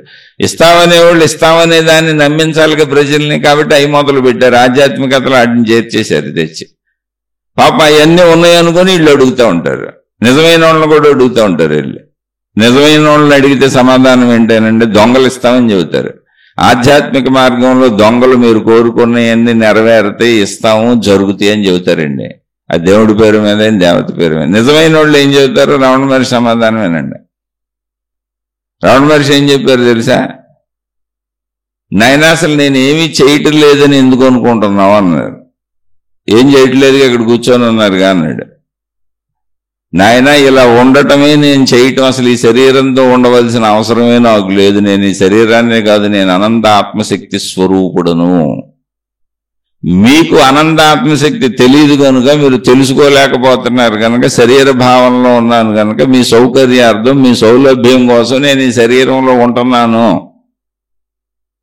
మీరు వచ్చాక చూసి తెలుసుకోవటమే అంతే. ఇంకంతే, చూసి తెలుసుకోవటమే. నేను ఇలా ఉంటున్నదే మీకోసమని చెప్పారు. నేను ఇలా ఉండవలసిన అసలు అవసరమే లేదు. నాకు ఈ భూభాగం మీద, ఈ భూమి మీద, ఈ ప్రదేశంలో ఇక్కడ ఇలా ఉండవలసిన అవసరమే లేదు. ఎందుకంటే నేను సర్వవ్యాపక అనంత ఆత్మశక్తిని, ఒక పరిమితిలో ఉండాల్సిన అవసరమే నాకు లేదు. నేను ఉంటున్నదే మీకోసం అని చెప్పారు. ఇంకా అంతకంటే ఏం చెబుతారు? ఇక అజ్ఞానులు ఎంత ప్రశ్నించినా ఆన్సర్ మొత్తం అందులోనే ఉంది. అలా ఉండటమే, ఊరకుండటమే అని చెప్పారు. ఊరకుండట ఉత్తమ యోగంబు అని చెప్పారు. ఇప్పుడు కృష్ణ భగవానుడి కథలు, ఇందాక కథలు ఆయన ఏం చెప్పారు? ఒరే, ఎన్ని నా నుంచి పొందారు, నన్ను దేవుడు అంటున్నారు, నన్ను అనేక రకాలుగా వాడుకున్నారు, నేను మీకు ఉపయోగపడ్డాను, నాకు కూడా మీరంటే ఇష్టమేను, మీరు కూడా నన్ను దైవ సమానుడిగా చూస్తారు. అంత పోనీ ఇంతకు ముందంటే మీకు నేను ఏదో మామూలు ఫ్రెండ్షిప్ అనుకొని ఉండొచ్చు, గొప్పోడిని అనుకొని ఉండొచ్చు, కానీ జ్ఞానం ఒకటి ఉంటుందని భగవద్గీత కూడా చెప్పాక, అప్పుడన్నా మళ్ళీ మీరు నన్ను జ్ఞానం అడగరేంటి? అప్పుడు మొత్తం సర్వసృష్టికర్తను నేనేం చెప్పాక, అనంత ఆత్మశక్తిని నేనేం చెప్పాక, అప్పుడైనా మీరు నాలో అలా కలిసిపోవాలని, ఆ తత్వం ఇమిడిపోవాలని అడగరేంటి? మళ్ళీ పుణ్యక్షేత్ర యాత్రలు, పుణ్య దర్శనాలు చేసుకొస్తానంటే మీకు సొరకాయ ఒక ఏం చేయండి? నేను మీ మానసిక స్థితి ఎక్కడ ఉందో ఆ స్థితి ప్రకారమే నేను ప్రవర్తిస్తున్నా. నేను ఎంత చెప్పినా మీరు అలాగే ఉంటే నేనేం చేయను. యద్భావం తద్భవతి. ఇది ఎవరో కథ సృష్టించి ఉంటారు, కానీ కథ అద్భుతంగా సృష్టించారు. ఇలాంటివి ఎన్నో ఉన్నాయి. వీటిని ఉదాహరణలుగా చెప్పుకుంటున్నాం, కానీ మానవ మనస్తత్వాన్ని గమనించండి. అది మనమే, ఎవరో కాదు, మన మనస్తత్వమే, మన మనస్తత్వమే. ఒకసారి గమనించండి. ఇలా ఎంతైనా చెప్పుకోవచ్చు, అనంతంగా చెప్పుకోవచ్చు. ఈ శీర్షికను ఇక్కడికి ఆపుకుందాం. ఆత్మజ్ఞానం అవసరం ఉందా అంటే అస్సలు అవసరం లేదు. ఆధ్యాత్మిక చదువు అవసరం ఉందా? అవసరం లేదు. ఎందుకని? అసలు అవసరం ఉన్న వాటి కోసం ప్రజలు ఎంట పడుతున్నారు, తెచ్చుకుంటున్నారు. అవసరం ఉన్నదాన్ని అడగటం ఎందుకు? ఏది అవసరం ఉందో అటు పోతారు మీరు, అంతే. అవసరమైతే లేదు. బతకడానికి ఆత్మజ్ఞానానికి సంబంధమే లేదు. బతకడానికి అవసరమైనవి అన్ని ప్రపంచం సృష్టించుకుంటుందిగా. మనుషులందరూ అడ్డే పరిగెడుతున్నారు. వృత్తి వ్యాపార ఉద్యోగాలు, జీవితాలు అంకితం చేసి రోజుకు 10 గంటలు, 15 గంటలు, 20 గంటలు పనిచేసేవాళ్ళు కూడా ఉన్నారు. డబుల్ డ్యూటీలు చేసుకుని డబ్బు సంపాదించుకుంటున్న మొత్తం మానవ జీవితం డబ్బుకు అంకితం అయిపోయిందిగా. దాంతోనే బతుకు తెరువు. మనిషికి అసలు సమయం ఎక్కడుంది? ఏది అవసరమో అటు పరిగెడుతున్నారు. ఆత్మజ్ఞానం అయితే అసలు అవసరమే లేదు. లేకపోక దాంతో ప్రమాదం ఉందని చెప్పాను. ఏంటి ప్రమాదం? మళ్ళీ ఇంకోసారి రిపీట్ చేస్తున్నా. ఆత్మజ్ఞానము అసలు నువ్వు లేవు అని చెప్పుద్ది. నీ శరీరం నువ్వు నిజం కాదని చెప్పుద్ది. అది మిథ్య అని చెప్పుద్ది. అది చచ్చిపోయే మాట నిజమే అని చెప్పుద్ది. దాన్ని నువ్వు ఎప్పటికే ఏమీ చేయలేవని చెప్పుద్ది. అది జాతస్య మరణం ధ్రువం అని చెప్పుద్ది. నువ్వు అనంత ఆత్మశక్తివి, నీ ఎగ్జిస్టెన్స్, నీ ఉనికి కూడా ఉండదని చెప్పుద్ది. తన ఉనికి కూడా ఉండకుండా పోగొట్టుకోవాలని ఎవడనుకుంటాడు?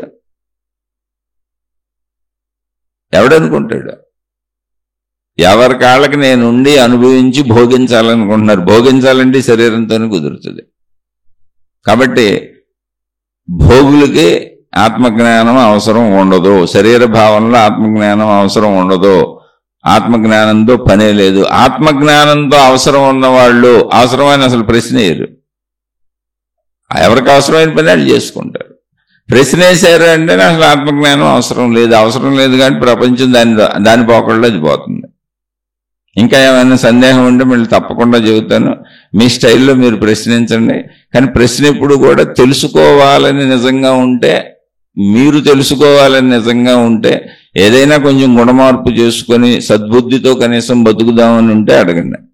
నాకు తెలుసా లేదని అయితే అడగబాకండి.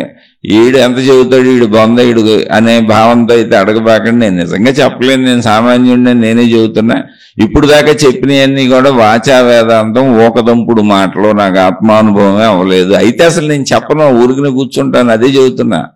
రమణ భగవానులు ఎలా స్థితంగా కూర్చున్నారు, ఎవడైనా అలాగే కూర్చుంటాడు అంతే. ఓ సాయిబాబా ఎలా కూర్చున్నాడు అలాగే కూర్చుంటాడు. డబ్బుని ఇసిరేసి, కీర్తి ప్రతిష్టలు ఇసిరేసి అవతల పారేసి నాకేం అక్కర్లేదని ఒక భిక్షకుడు కూడా చిరిగిపోయిన బట్టలు కట్టుకు ఎలా కూర్చున్నారో మహాత్ములు అలాగే కూర్చుంటారు. అన్ని ఇసిరేయబడతాయి, వదిలేయబడతాయి, అన్ని వదిలివేయబడతాయి. ఎందుకని? ప్రజ్ఞ స్థిరత్వానికి వచ్చినప్పుడు, ప్రజ్ఞ ఎరుక కలిగినప్పుడు, జ్ఞాన ప్రజ్ఞ ఎరుక కలిగినప్పుడు మనిషిలో వచ్చేది స్థిరత్వము. అందుకే అది స్థిత ప్రజ్ఞగా ఉంటుంది. మనిష్టారాజ్యంగా కదులుతున్నప్పుడు అది ప్రజ్ఞ కాదు, అది మన కోరిక. మన కోరిక మన ఇష్టాన్ని ప్రజ్ఞ పేరుతో, దైవం పేరుతో, మతం పేరుతో, మార్గం పేరుతో, సాధన పేరుతో మన ఇష్టం వచ్చినట్టు చేసుకుంటున్నాం. కాదు. ప్రజ్ఞ స్థిరమైనప్పుడు, ప్రజ్ఞ ఎరుక వచ్చినప్పుడు నీలో స్థిరత్వం కలుగుతుంది. అది స్థిత ప్రజ్ఞత అంటే అదే. అయినా మళ్ళీ సందేహం ఉంటే అడిగే ప్రయత్నం చేయండి. మిగిలిన వాళ్ళకి మళ్ళీ చెబుతున్నాను, ఆయన చెప్పేది నచ్చని వాళ్ళకి నేను సామాన్యుణ్ణి, దయచేసి నన్ను క్షమించి వదిలేయండి. శుభమస్తు. మీకు మీ కుటుంబ సభ్యులకు మేలు చేకూరుగాక. మరొక కొత్త శీర్షికతో కలుసుకుందాం.